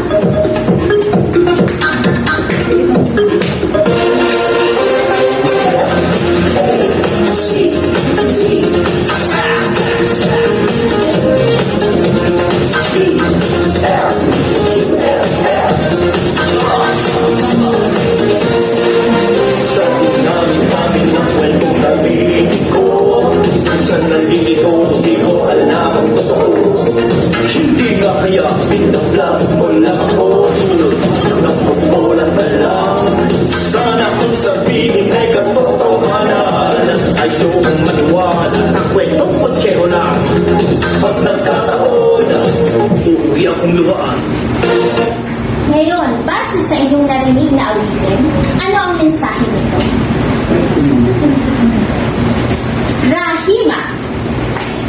Okay, tama. Ito ay tungkol sa katotohanan.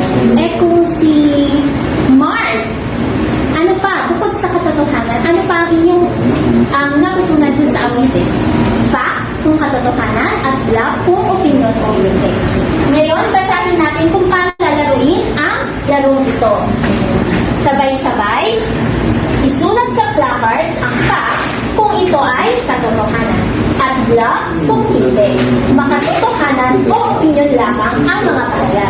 Meron lamang kayo ng mga siguro para laruin ito, maaari kayong magtanong sa inyong katabi upang siguraduhin kung tama ang kasagutan. Kung handa na, thumbs up. Okay, tayo ay magsimula. Question number 1. Nakakagaling ng sakit na COVID-19 ang pag-inom ng pinakuluang dahon ng kamyas, oregano, at sibuyas. Go!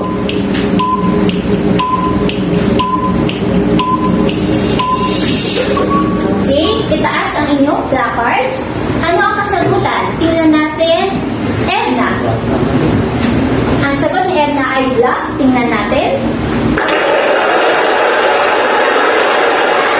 Tayo pumalakpak ng 3 beses at sabihin yes. 1, 2, 3, yes. Second question. O ang pangalawang katanungan. Ang bakuna laban sa COVID-19 ay may taglay na software o mga microchip na ginagamit sa pagmamaliman. Go!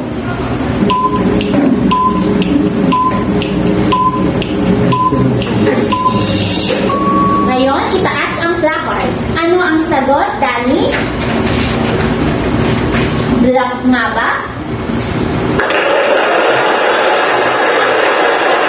1, 2, 3, yes! Pangatlong katanungan. Ang pagsusuot ng face mask ay nakakatulong upang hindi maipasa ang droplets mula sa ilong at bibig sa ibang tao. Fact or bluff? Go!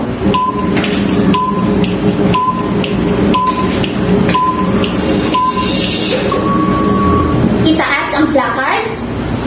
Princess.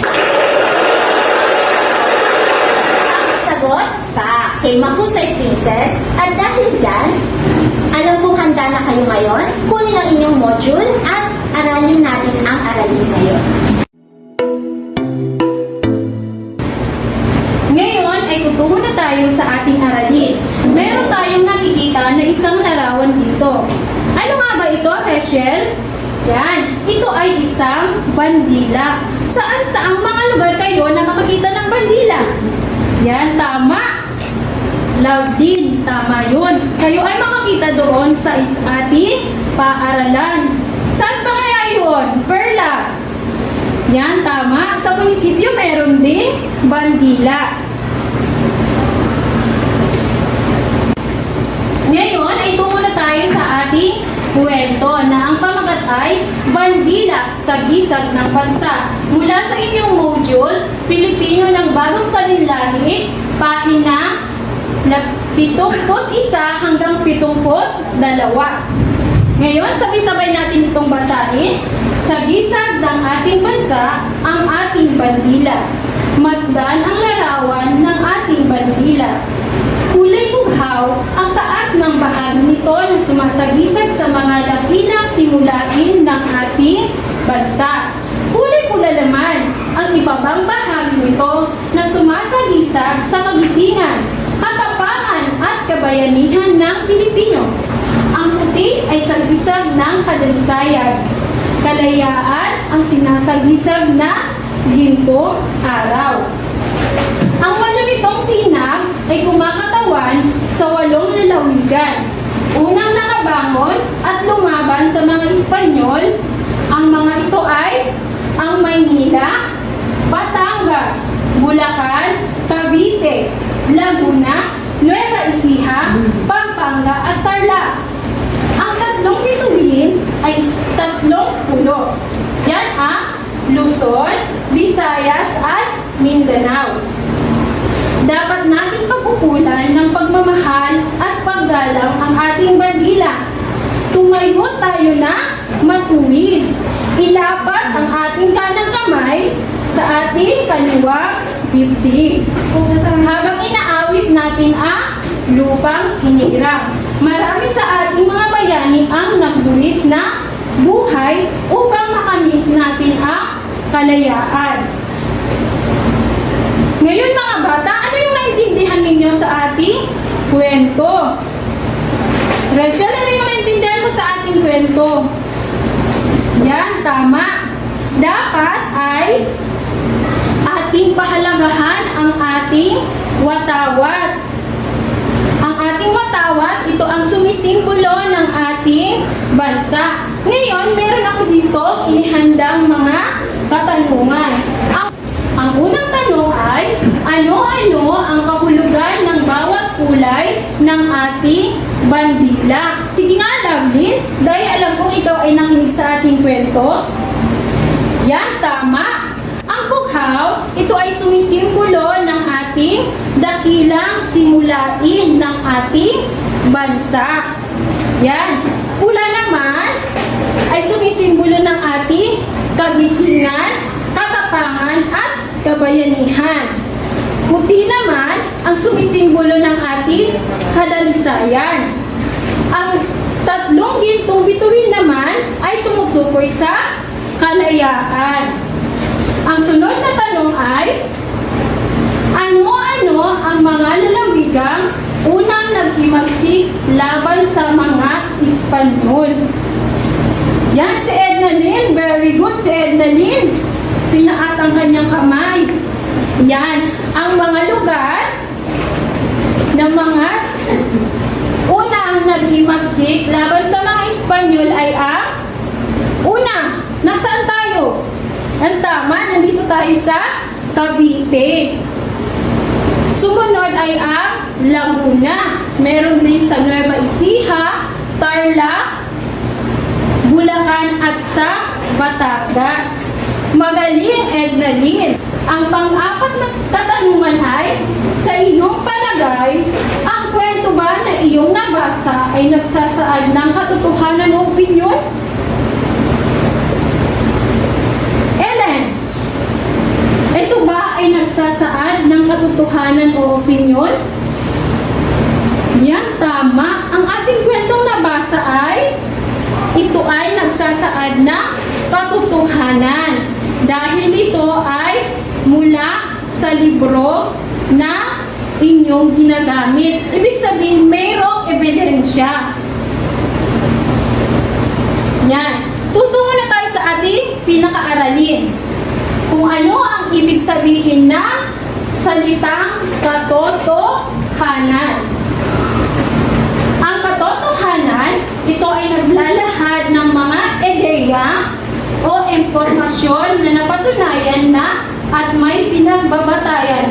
Hindi rin ito mababago. Yan.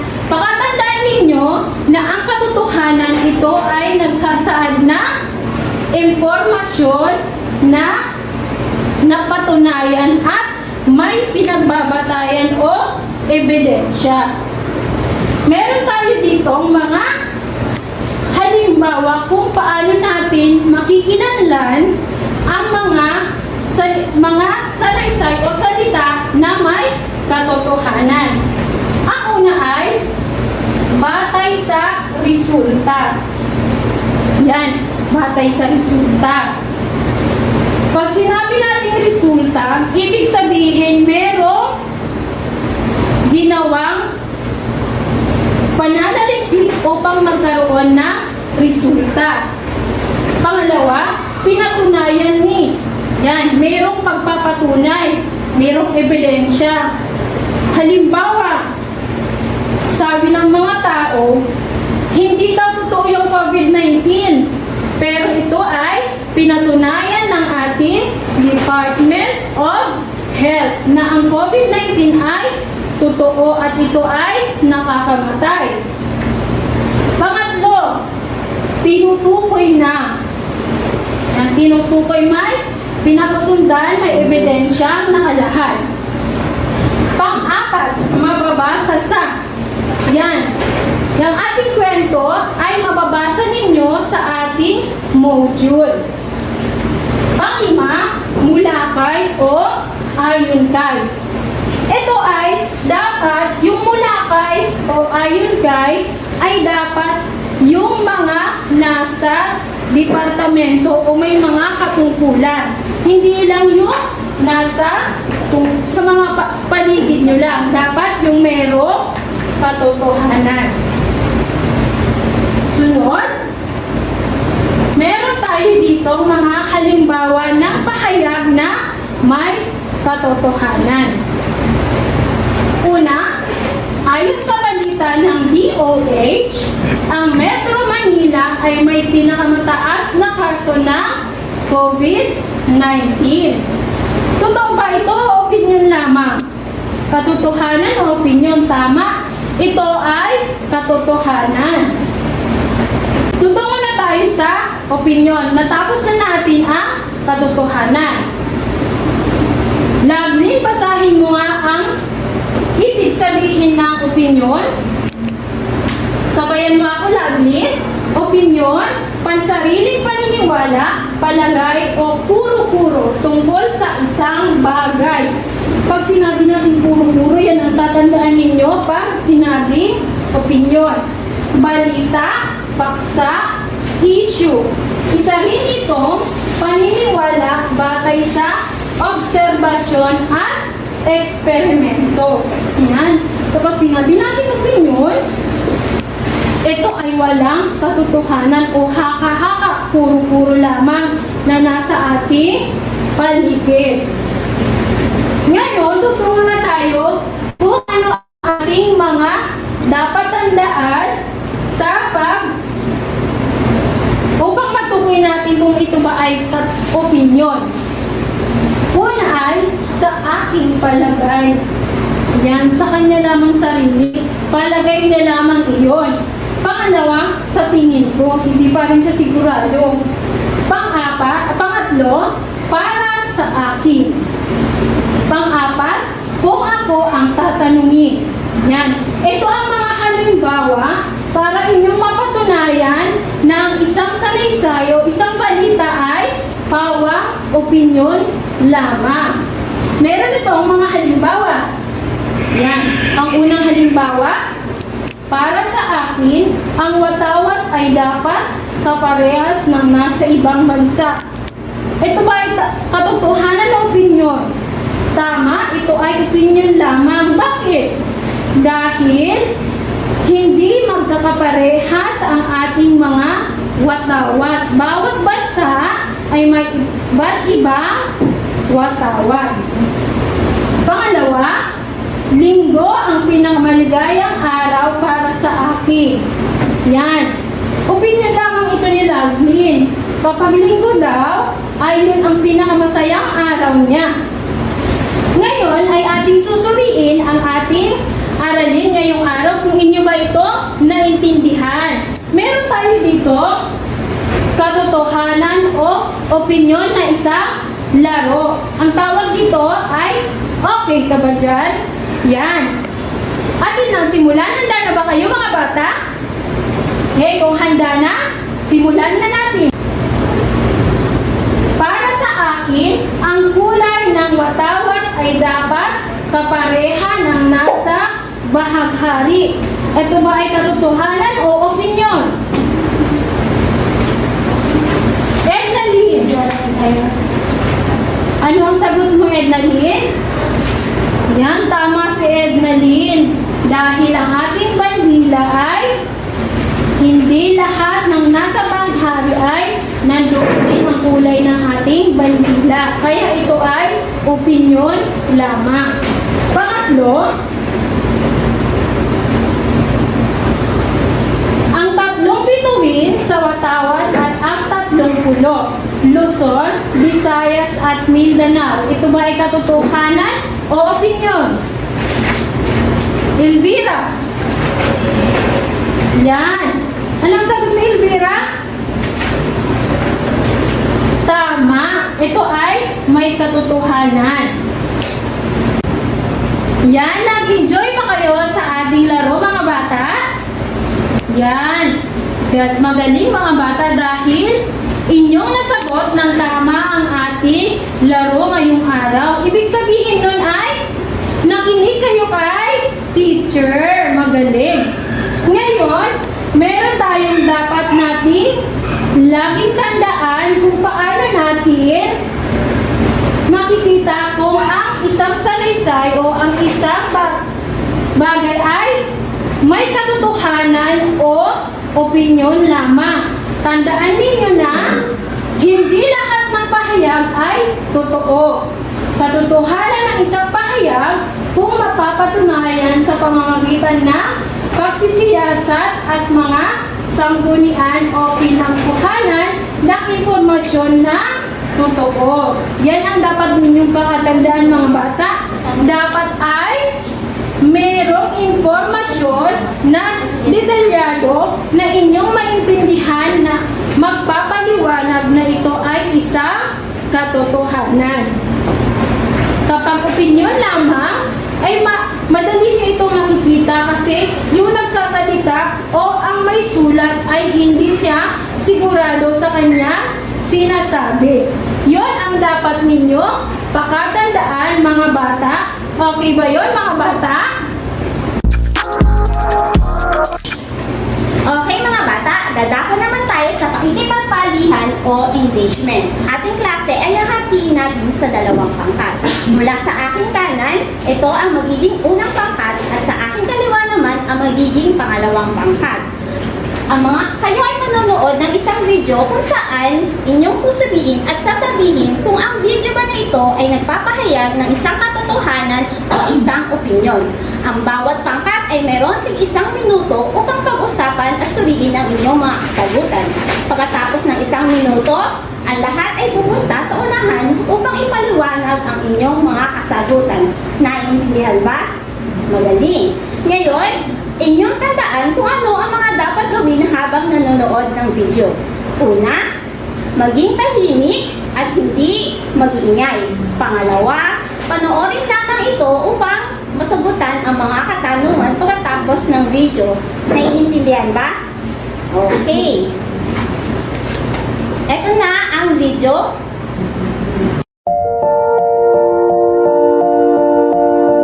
Ang virus na sanhi ng sakit ng Coronavirus Disease 2019 ay kapamilya ng viruses na sanhi ng common colds, pneumonia, MERS-CoV at SARS. Galing ito sa Wuhan, isang syudad sa Hubei, China. Ang mga sintomas nito ay lagnat, ubo, sipon at hirap sa paghinga. Para maiwasan ito, palaging maghugas ng kamay. Umiwas sa taong may sintomas ng sakit. Gumamit ng proteksyon kung hahawak sa hayop. Siguraduhing luto ang mga kakainin. Agad kumonsulta sa doktor kung makaramdam ng mga sintomas. Tandaan na mahalaga ang kalinisan at kaalaman para maiwasan ang sakit. A reminder from UNTV, your public service channel.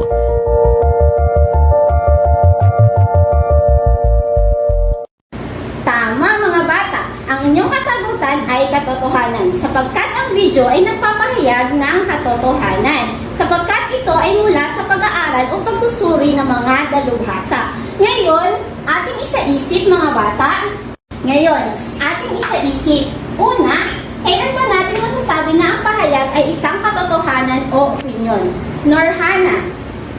Very good, Norhana. Ang katotohanan o ang isang pahayag ay masasabing katotohanan kung ito ay may ebidensya o naayon sa pagsusuri. Samantalang opinyon naman kung ito ay nagpapahayag ng mga sariling ideya ng isang tao. Pangalawa, hakim. Okay? Bakit mahalagang malaman ang pagkakaiba ng katotohanan at opinyon? Sagutin mo nga. Magaling, hakim. Mahalagang malaman natin ang pagkakaiba ng katotohanan at opinyon upang maiwasan natin ang pagkakamali at ang hindi pagkakaunawaan. Sapagkat kung alam natin na totoo ang mga isang pangyayari o isang pahayag, madali tayong makakapagdesisyon para sa ating sarili. At malalaman natin ang opinyon, maigagalang natin ang mga idea ng bawat isa. Naiintindihan ba? Okay, mabuti. Ngayon, batid kong naunawaan na ninyo ang aralin natin sa araw na ito. Ito ay ang tungkol sa katotohanan at opinyon. Pati na rin yung mga batayan na ginagamit para mas madali natin maunawaan kung ang pahayag ay katotohanan o opinyon. Ngunit mahalagang tandaan na hindi nangangahulugan na katotohanan ng isang pahayag dahil lamang gumamit tayo ng mga parirala o mga batayang ginamit. Mahalagang tandaan na totoo at mapapanaligan ang mga pinagkuhanan natin ng informasyon or mga referensya. Ngayon naman po ay tayo ay dadako sa ating panghuling pagsusulit. Ito ay gagamitin natin sa pamamagitan ng isang laro. Ngayon, maaari niyong buksan ang link na binigay sa inyo para mag-usali sa laro.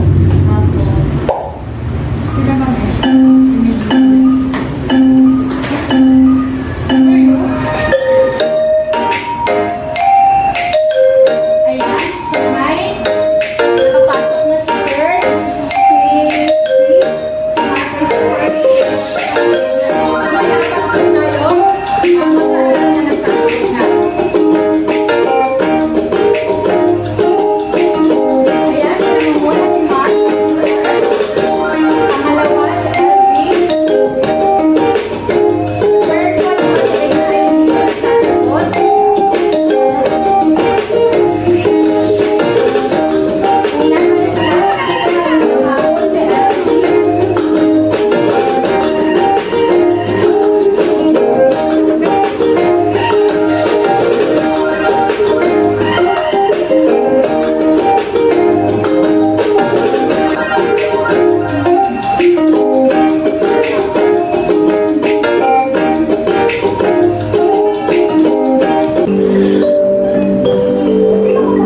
Ayan po sila nangunguna po sa ating evaluation ay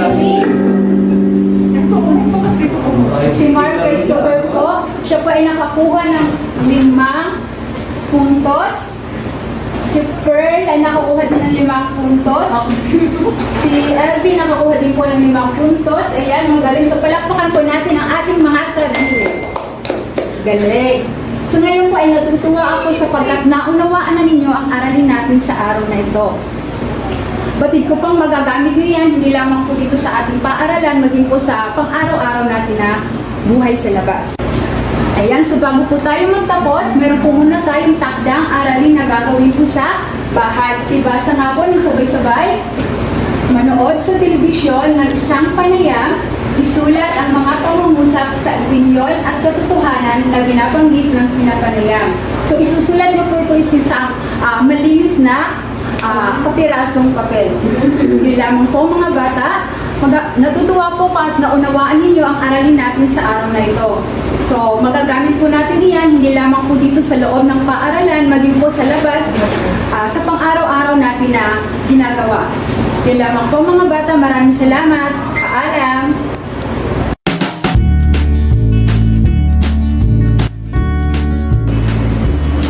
Sa aming supportive at napakagaling na PSTS, Ma'am Emily Villaño, lubos po kami nagpapasalamat sa napakagandang programa na inyong inilahad upang lubos kami maging mahusay na guro.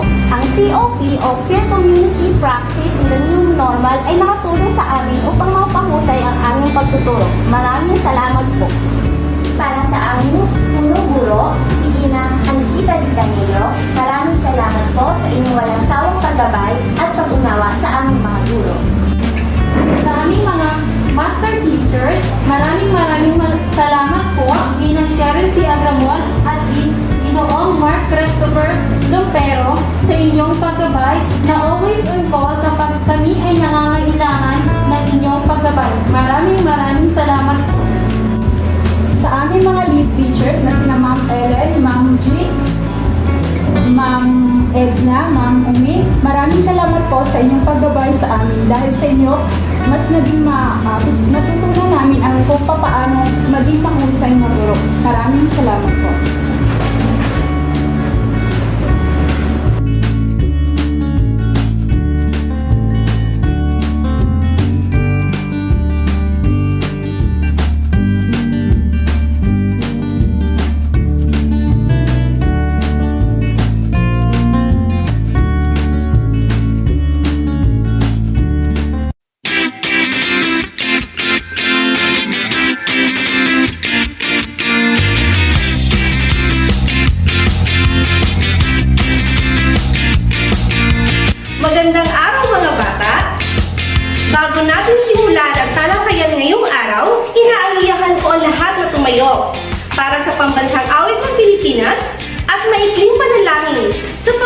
ni Timothy.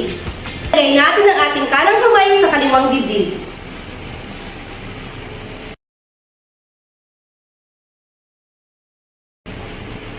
Mga bata, maaari na kayong umupo. Tingnan ninyo ang inyong mga kaklase. May liban ba? Sa pakat na ito. Walang liban. Napakabuti. Dito naman sa pangkat na ito. Napakasaya ng inyong guro. Ako, ang inyong guro, si Ma'am Maricel, ay tuwang-tuwa kasi lahat tayo ay kumpleto ngayong umaga. Mga bata, tandaan natin ang alituntunin sa ating klase. Kung kayo may katanungan, itaas lang ang kanang kamay. Makinig kay Ma'am at maging masaya sa ating talakayan. May ipapakita akong mga larawan. Unang larawan, ikalawang larawan. Ano ang masasabi niyo sa mga larawan? Sa unang larawan, Cherish, ano masasabi mo? Mahusay, tama, Paru-Paro Festival. Ito ba ay inyong naranasan o nakaisa na kayo sa Paru-Paro Festival? Tama, tuwing Nobyembre. Ano naman ang masasabi sa ikalawang larawan? Del! Tama, patintero. Kayo ba ay naglaro na ng patintero? Napakagaling ng aking mga estudyante. Kayo ay nakaranas na, nakapaglaro at nakiisa sa Paru-Paro Festival. Ngayon, eto bang mga larawang ito ay kabilang sa kultura ng ating bansa?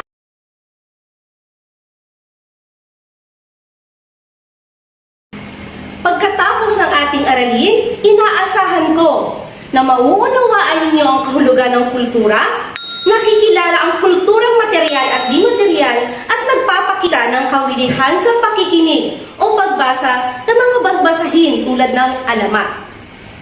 Ngayon, may ipapakita akong maikling video.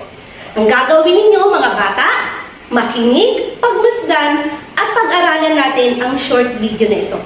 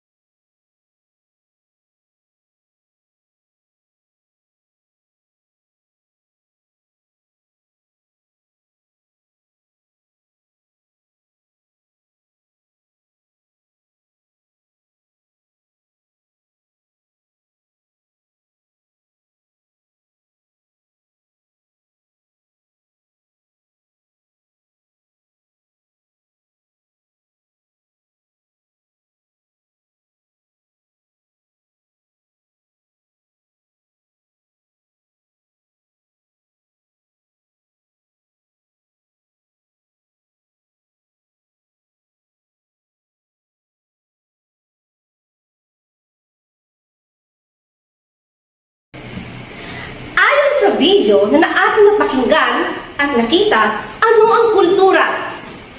Rose, ano ang kultura? Tama, ang kultura, ito yung mga pinagsamahan ng mga tao sa isang pangkat. May aspekto ito ang material at di material na kultura.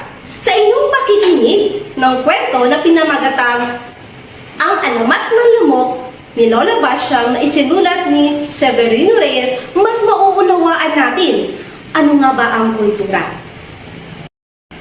Kay tara ng mga bata at tayo maglaro. Gusto niyo bang maglaro tayo? Yan, masaya ang ating laro ngayon. Gamit ang link na ibinigay ko sa inyo, buksan natin ang ating mga Padlet. Basahin mabuti ang instruction sa Padlet. Sagutan natin ito ng 1 minuto. Sa Padlet natin, makikita natin ang 3 larawan. Una, may makikita tayong larawan ng ibon. May description sa taas at may mga nawawalang letra dito sa baba. Ang gagawin ninyo, ilagay ang nawawalang letra na akma sa description sa taas. Sa unang tanong, ano ang kasagutan? Jason? Tama, siya ay alamat. Pag sinabi natin alamat, ano ang alamat, Jason? Very good, ang alamat. Next, ay ang malalaking picture dito, makikita ninyo. Nandito ang description, may nawawalang mga letra. Ano ang sagot? Evelyn? Tama, siya ay higante. Ano nga ibig sabihin ng higante? Tama, malaki. At ang pangatlo naman, ano ang sagot natin? May nawawalang 3 titik. Ano ang sagot? Rose? Tama, ang sagot ay penguin. Alias tama, alias o katawagan ng isang manong-hula. Makinig mabuti sa kwento ng guro tungkol sa alamat ng lamok. Magandang araw mga bata! Ako po si Teacher Vicky, ang inyong guro sa araw na to. Mayaman sa kwento ang ating bansa. Isa na dito ang alamat. Excited na ba kayo mga bata? Magaling! Ngunit bago iyon, ano ang dapat gawin upang maintindihan ang ating kwento? Tama! Ang tanong ko, mapatay kaya ng kanilang hari ang higante? At itunghayan sa ating kwento ni Lola Basyang, ang alamat ng lamok.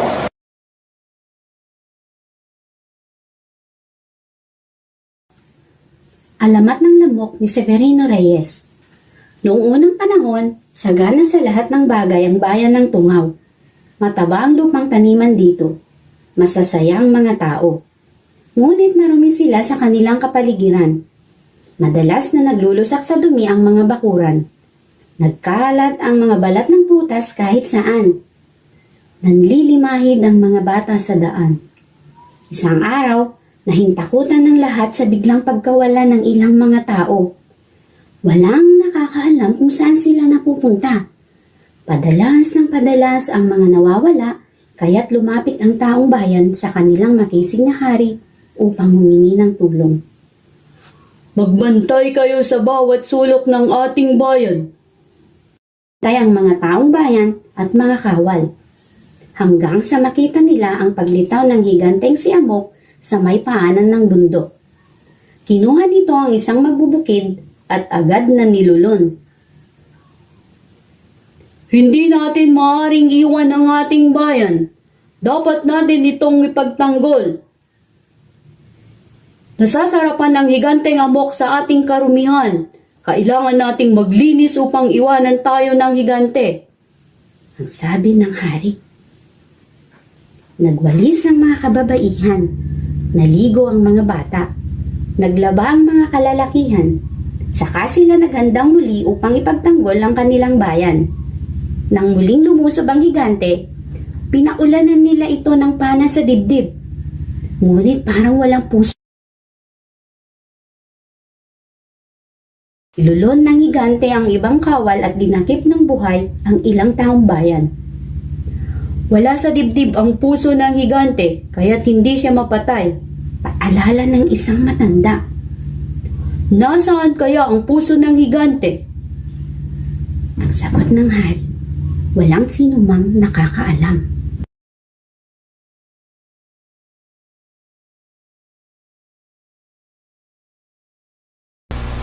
Nag-isip ng paraan ng hari upang matuklasan kung paano mapapatay ang kaaway. Nang minsang mabusog ang higante, nagkunwaring nahimatay ang hari. Napasama siya sa mga dinakip ng buhay. Dinala sila nito sa kuweba. Isang batang higante ang sumalubong kay higanting amok. Narito ang pagkain mo. Matuto kang magtipid.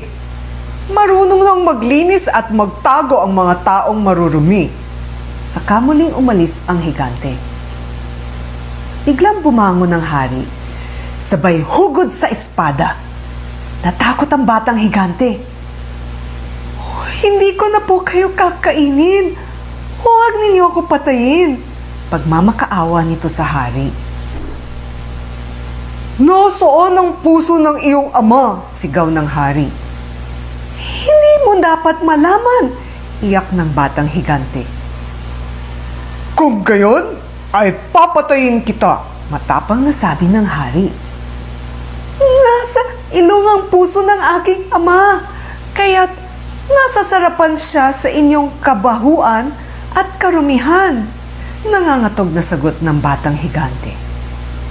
Itinali ng hari ang batang higante at pinakawala ng mga taong nakakulong sa kuweba. Hinanap ng makisig na hari ang higanting amok. Naabutan niya ito sa bayan. Umakyat sa puno ang hari at tinaga sa ilong ang higante. Namilipit sa sakit ang kaaway. Kinuha ng taong bayan ng batang higante sa kuweba at itinali kasama ng amang higante. Sinunog sila sa gitna ng tambak na basura. Hindi ninyo kami mapapatay. Hanggat marumi ang inyong paligid, babalik kami at sisip-sipin ang inyong dugo. Sigaw ng higanting amok bago siya matupok ng apoy. Itinapon ng taong bayan ang abo ng mag-amang higante sa maruming ilog.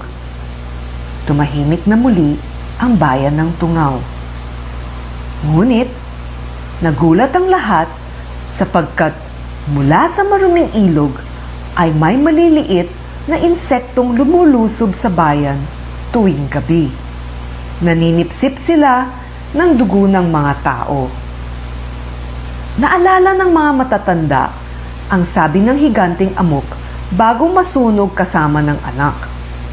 Nilinis ng mga taga-Tungaw ang kanilang maruming ilog. Dumalang ang maliliit na insektong naninipsip ng dugo. Kinalaunan, tinawag na lamok ng taong bayan ang mga insekto upang maalala nila ang malupit na higanting naging daan upang luminis ang kanilang bayan.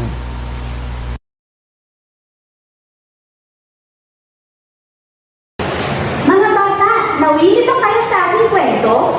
Naging masaya ba kayo? O nalungkot? Okay, ano ang pamagat na ating kwento, mga bata? Mahusay. Sino kaya ang may akda nito? Magaling. Kilala ba ninyo kung sino ang tinutukoy na Lola Basyang? Tama. Ang Lola Basyang ay isa lamang penne. Nagsimula ito nang si Severino Reyes ay magsulat ng isang kwento upang punuan ang isang espasyo sa isang pahina ng magazine. Sa palagay ninyo, mga bata, sino kaya ang gumamit ng penne na Lola Basyang? Mahusay po. Si Severino Reyes ay kilala sa penne o tawag na Lola Basyang. Ano ang ginawa natin sa araw na ito, mga bata? Tumba, tayo ay nakinig at nanood sa isang kwento. Sa palagay ninyo, mga bata, paano kaya natin may papakita ang ating pagpapahalaga sa ating kultura? Magaling! Ang pagpapahalaga sa kultura ay kinabibilangan ng pakikinig, pagbabasa, at pag-alam sa mga kwento gaya ng alamat. Base sa ating kwento Ano po ang ibig sabihin ng halaman? Mahusay. Ang galing. Tumpa.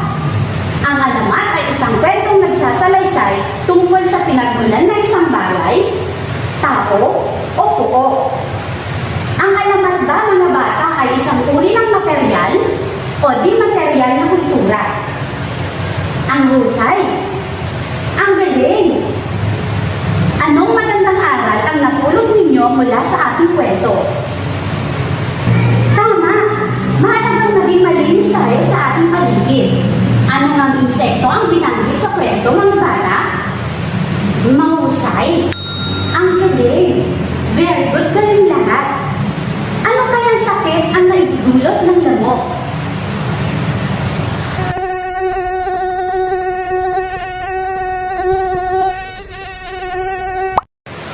Bilang isang mabuting bata, ano ang may tutulong mo upang mapanatiling malinis ang ating tahanan, ang ating paligid, o ang ating lugar?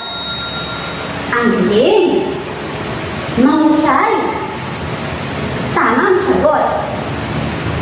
Paano kaya maiiwasan ang mga sakit gaya ng dengue at COVID-19 virus? Ang galing naman! Very good! Ano ang magandang katangian ng mga Pilipino na ipinakita sa ating kwento? Wow! Ang gagaling naman ninyo! Very good, mga bata! Sa palagay ninyo, mga bata, tama ba ang ginawa ng hari na ialay ang kanyang buhay upang mapangalagaan ang kanyang nasasakupan? Tama! Ang galing! Ang pagmamalasakit ay isang uri ng kabayanihan. Sa palagay ninyo, mga bata, tama ba ang ginawa ng hari na ialay ang kanyang buhay upang mapangalagaan ang kanyang nasasakupan? Tama, pero sa ating kwento, ipinain lamang po ng hari ang kanyang buhay. Nagpapakita iyon ng isang mahusay, ng isang katapangan. Okay, kayong mga bata, gusto rin ba ninyong maging isang bayani? Okay, mga bata, salamat sa inyong pakikibahagi. Ang gagaling ng inyong mga sagot. Pagkakaroon ng ating sarili. Sa susunod na bahagi ng ating aralin, matutunayan natin ang inyong kahusayan sa iba't ibang larangan. Nakapupulutan ng magandang aral. Magandang araw, mga bata. Ako nga pala, si Sir Rene, ang magbibigay sa inyo ng inyong pangkatang gawain. Ngunit ngayon, magawan ako sa inyo ng isang katanungan at sasagutin nyo pagkatapos ng inyong pangkatang gawain. Ang tanong ay, bilang isang mabuting mag-aaral, paano ka makatulong upang higit na mapahalagahan ang iyong sariling kultura? Para sa inyong pangkatang gawain, hatiin kayo sa 3 pangkat. Unang pangkat, pangalawa, at pangatlo. Para sa paluto ng inyong pangkatang gawain, meron kayong 10 minuto bawat pangkat upang maghanda para dito. At meron naman kayong 3 minuto upang isagawa ang inyong pangkatang gawain. Unang pangkat. Para sa unang pangkat, ito ang inyong istorya. Ang pamagat ay, maalala mo pa kaya? Kwento mo, pakinggan ko. Ikwento muli ang isang kwentong nagpapakita ng kabayanihan. Ang kwento ni Sajid Bulig, Pinakabatang Bayani. Para naman sa pangalawang pangkat, lights, camera, action. Magkaroon ng isang maikling dula-dulaan. Isa-dula ang isang mahalagang eksena pangyayari sa kwentong ang alamat ng lamok. Para sa huling pangkat, sa ikatlong pangkat, bida ang ligtas. Gumawa ng isang patalastas kung paano maiwasan ang sakit na gaya ng dengue o ng COVID-19 virus.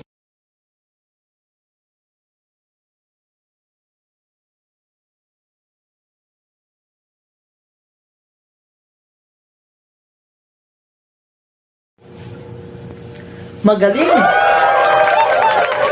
maganda lahat ang inyong pinakitang pangkatang gawain. Lahat kayo, bigyan nyo ang sarili nyo ng wow clap. Ganito yon. 1, 2, 3. Whoa, she say she wanna. Kayo nga. Whoa, she say she wanna. Magaling, magaling. Balik tayo sa aking unang tanong. Ang tanong ay ito. Tama mga bata. Dapat huwag kalimutan ang ating kultura at ito ay ipagmalaki. Likas sa mga taong ipahayag ang kanilang obserbasyon, pananaw at saloobin sa pamamagitan ng pagsulat. Tandaan na ang isang paraan sa pagpapakita ng pagmamahal sa bansa ay pagpapakita ng pagpapahalaga sa iyong kultura at di paglimot dito. Maaari mo ipagmalaki ang iyong pagkaakilanlan sa pagpapahalaga sa iyong sariling kultura.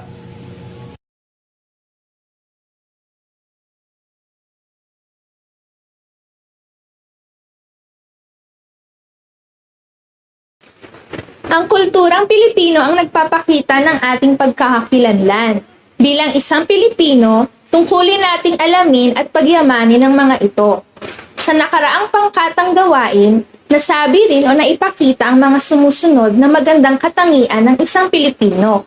Maaari niyo ba akong tulungang tukuyin kung ano ang magandang katangian ang ipinakita sa gawain sa unang pangkat? Tama ang iyong sagot. Ano naman ang sa ikalawang pangkat?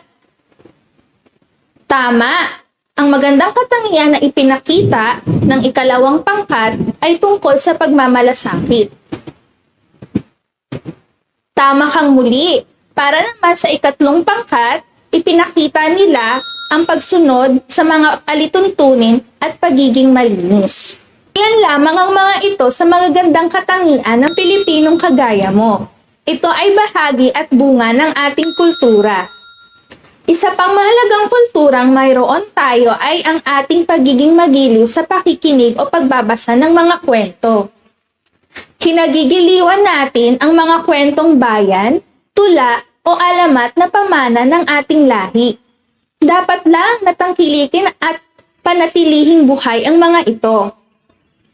Upang sa iyong pagtanda, tanungin ka man ng mga nakakabata, masasagot nyo ang mga ito, ang lahat ng may kinalaman sa ating kultura dahil kilala mo at bahagi ka nito. Para sa inyong maikling pagsusulit, sagutan ang mga sumusunod na katanungan sa pamamagitan ng Google Form na matatagpuan sa link na ito. Basahin mabuti ang mga katanungan at piliin lamang ang titik ng tamang sagot. Para naman sa inyong takdang aralin, ay maaari niyong i-search o basahin ang mga sumusunod bilang paghahanda sa ating bagong talakayin.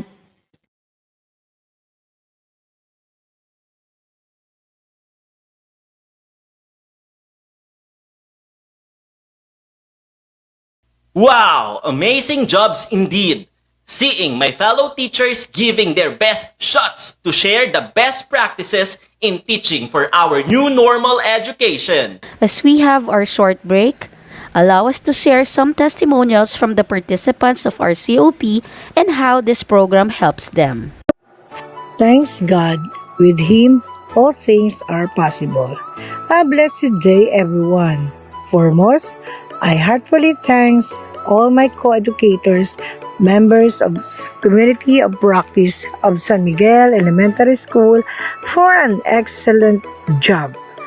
Likewise, a huge appreciation to our supportive school principal, Mrs. Margarita A. Sapida. And to our public school district supervisor, Class 5, ever pretty Dr. Emily Blanyo. Community of Practice are collectives of peoples with shared interest in achieving the same goal, which is to create opportunities for educators to share knowledge, passion, ideas, strategies, and new innovations that can help address and meet the needs of the learners.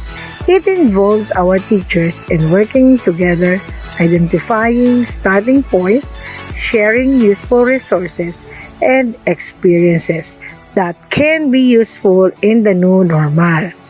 It serves as a guide in proposing future plans for each teacher's professional development.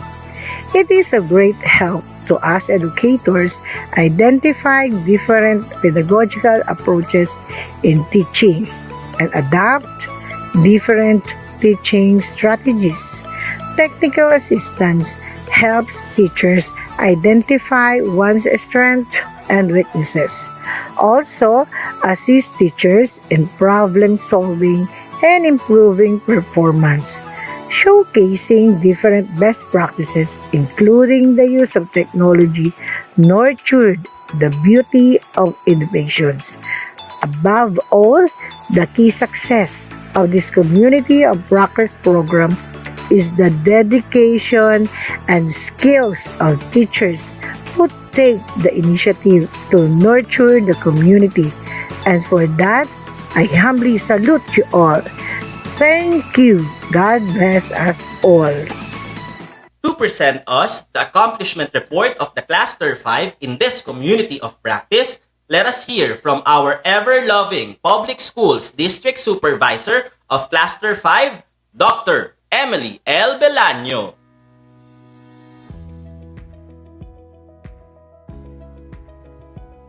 A teacher needs support from a network of friends or colleagues, a collaboration of mind, knowledge sharing, and focusing on problem resolving. The informal gathering of a group of peers having a common sense of purpose, interacting regularly, is what we call the COP, or the Community of Practice. Cluster 5 presents the accomplishment report of the Community of Practice, or the COP. The program is in compliance with the Enhanced Basic Education Act of 2013, DepEd Order No. 35 Series 2016, and DepEd-DASMA's Division Memorandum Community of Practice, or COP, Schools Best Practices. In connection to this, the proponent crafted a project proposal for COP. In an effort to strengthen the teaching and learning process in this season, where the academe is literally locked in four corners, Cluster 5 launched the Peer Classroom Observation in the New Normal, an online community of practice. This program not only aims to showcase the instructional best practices, but also to reinforce connection of colleagues in learning from one another. The objectives of this COP is to describe the current status of instructional practices and identifying instructional problems, gain feedback and ensure the improvement of teachers' classroom instruction based on the feedback from peers and instructional leader, improve the instructional competencies both of the teachers, peers, and instructional leaders in school. On January 11, 2021, at Dasmariñas Integrated High School, a collaborative meeting was conducted by the proponent together with the parent supervisor, Noel D. Ansiado, to craft proposal and organize the cluster COP teams in each school, together with the different school heads, starting with Dasmariñas Integrated High School, Dr. Raimundo B. Reyes, Delia P. Sorbita of Dasmariñas 2 Central School, Anesita B. Taneo of Sultan Ismael Elementary School, Margarita A. Sapida of San Miguel Elementary School, and Lilibeth Vidal of Victoria Reyes Elementary School. Here are the participating schools with their teams. From Dasmariñas Integrated High School, 11 teams, Dasmariñas 2 Central School, 7 teams, San Miguel Elementary School, 5 teams, Sultan Ismael Elementary School, 2 teams, and Victoria Reyes Elementary School, 2 teams. The participants included in each team are 28 team leaders, 43 instructional leaders, 52 lead teachers, 135 peer observers, and 43 documenters. Peer classroom observation is about teachers observing each other's practice and learning from one another. It aims to support the sharing of best practice and build awareness about the impact of one's teaching. Why do we need to do peer classroom observation? Peer classroom observation is a program that will describe and uncover the current instructional practices and identifying instructional problems. It is also vital in gaining feedback and ensuring the improvement of teachers' classroom instruction based on the feedback from peers and instructional leaders. Thus, it may improve the instructional competencies of the teachers, peers, and instructional leaders in school, leading to the achievement of our goal in providing quality education despite the challenges we face. Several activities were conducted during the COP. It was officially launched last January 26, 2021 to the members of Cluster 5. During the implementation, each team conducted a demonstration teaching to showcase the best practices of the lead teacher.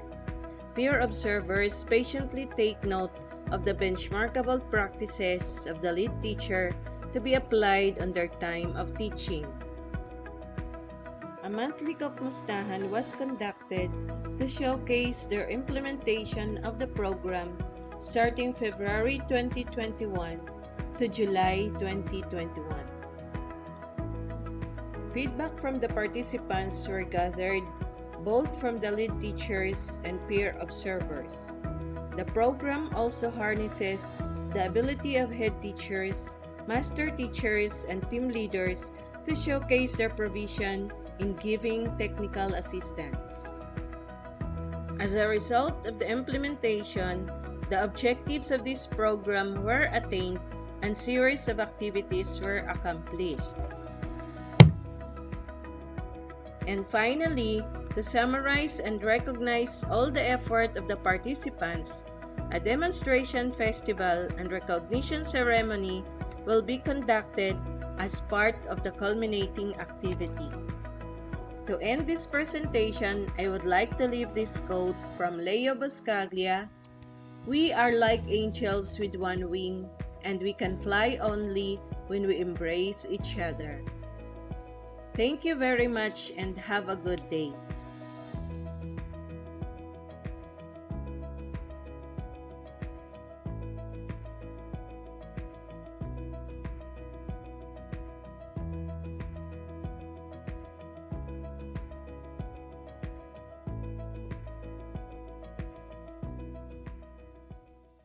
A big round of applause to all participants of our community of practice.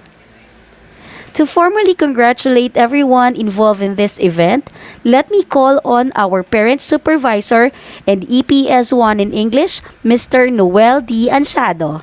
It is my great delight to congratulate Cluster 5 schools, namely Dasmariñas Integrated High School, headed by Dr. Ildefonso Reyes, San Miguel Elementary School, headed by Ma'am Margarita Sapida, Sultan Ismael Elementary School, headed by Ma'am Anacita Taneo, Dasmariñas 2 Central School, headed by Ma'am Delia Servito, and Victoria Reyes Elementary School, headed by Ma'am Lilibet Vidal.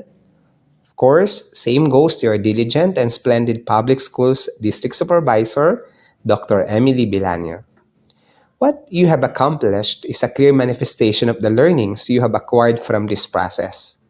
Yes, we are still in this challenging and quite demanding era in education, but our COP has proven that peer teaching, or teachers teach teachers, is an effective tool to share what works in other teachers' classes. This breakthrough is worth sharing and, of course, worth improving. Please try to integrate your learnings as you embark the new school year. We need to raise the bar of excellence in what we are doing because we are serving the future leaders and hope of this society.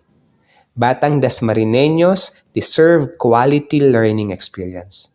Again, may congratulations Cluster 5. Sa Cluster 5, mas masaya at mas maganda kung sama-sama. After all that our participants went through in this program, let us take this time to recognize all the people who made this program successful.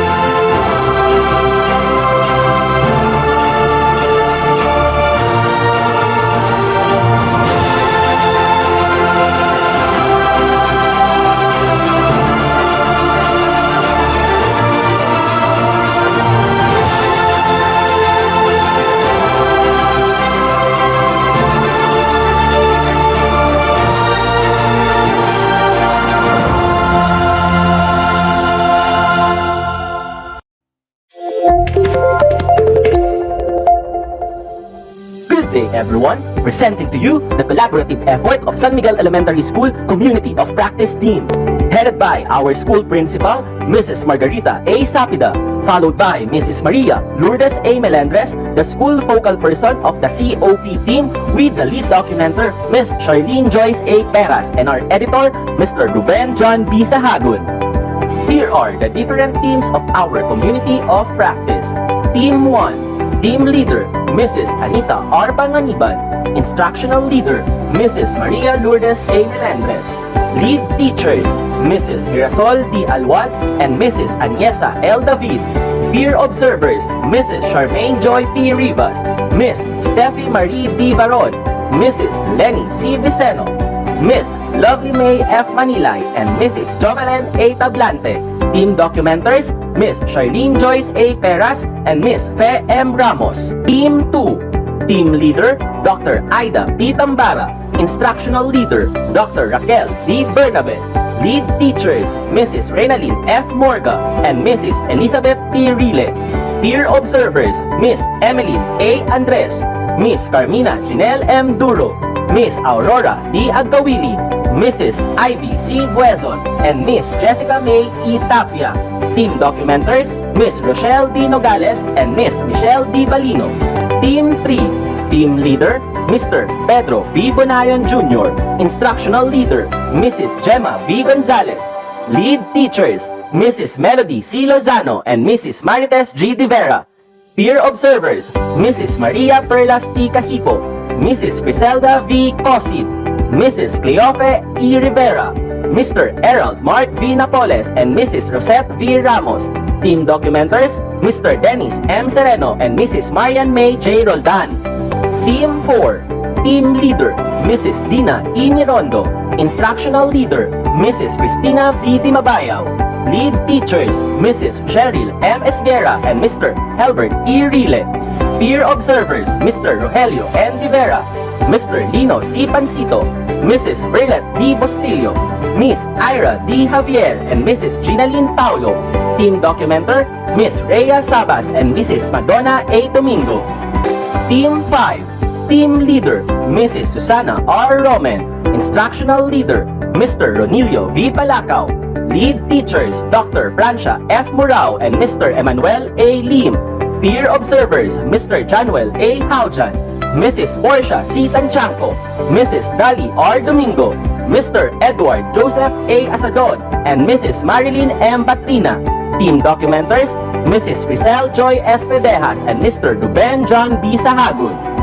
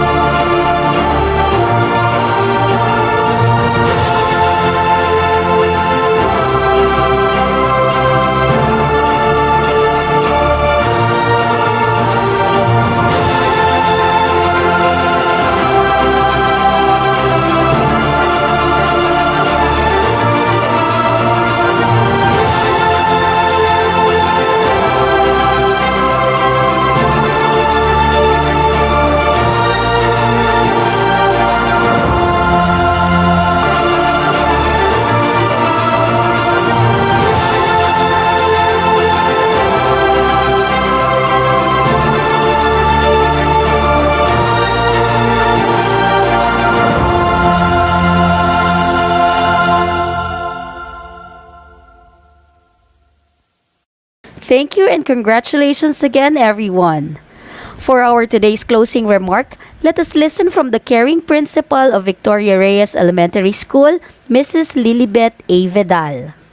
To our ever Beauty and Brain Public Schools District Supervisor, Dr. Emily L. Belaño, to all the equally industrious and supportive instructional leaders and school heads of Cluster 5 from Dasmariñas Integrated High School, Sir Raimundo Ildefonso B. Reyes, from Dasmariñas 2 Central School, Ma'am Delia P. Servito, from San Miguel Elementary School, Ma'am Margarita A. Sapida, and from Sultan Ismail Elementary School, Ma'am Anisita D. Taneo, and to the promising team leaders, brave lead teachers, and to all the young and talented peer observers, a blessed and fruitful day. I am so pleased to extend my sincerest and warmest congratulations to all who have made or helped, one way or another, this COP a very successful and engaging activity. Marsha Blackburn once told everybody, everyone has transferable commodity, knowledge. Sharing your unique expertise and making introductions for someone creates a lasting legacy. We knew that this COP developed and supported teaching learning process, transferred the best practices to everyone, and encouraged personal and professional development. Continue learning. Continue improving and sharing our knowledge because knowledge is power. Knowledge shared is power multiplied. I am glad to see you applying those knowledge and best practices you have gained from the COP. Again, congratulations everyone for the job well done. And that wraps up the Demo Fest and Recognition Ceremony of Cluster 5 in Community of Practice. We are hoping to see you all again in our next round of COP next school year. Thank you very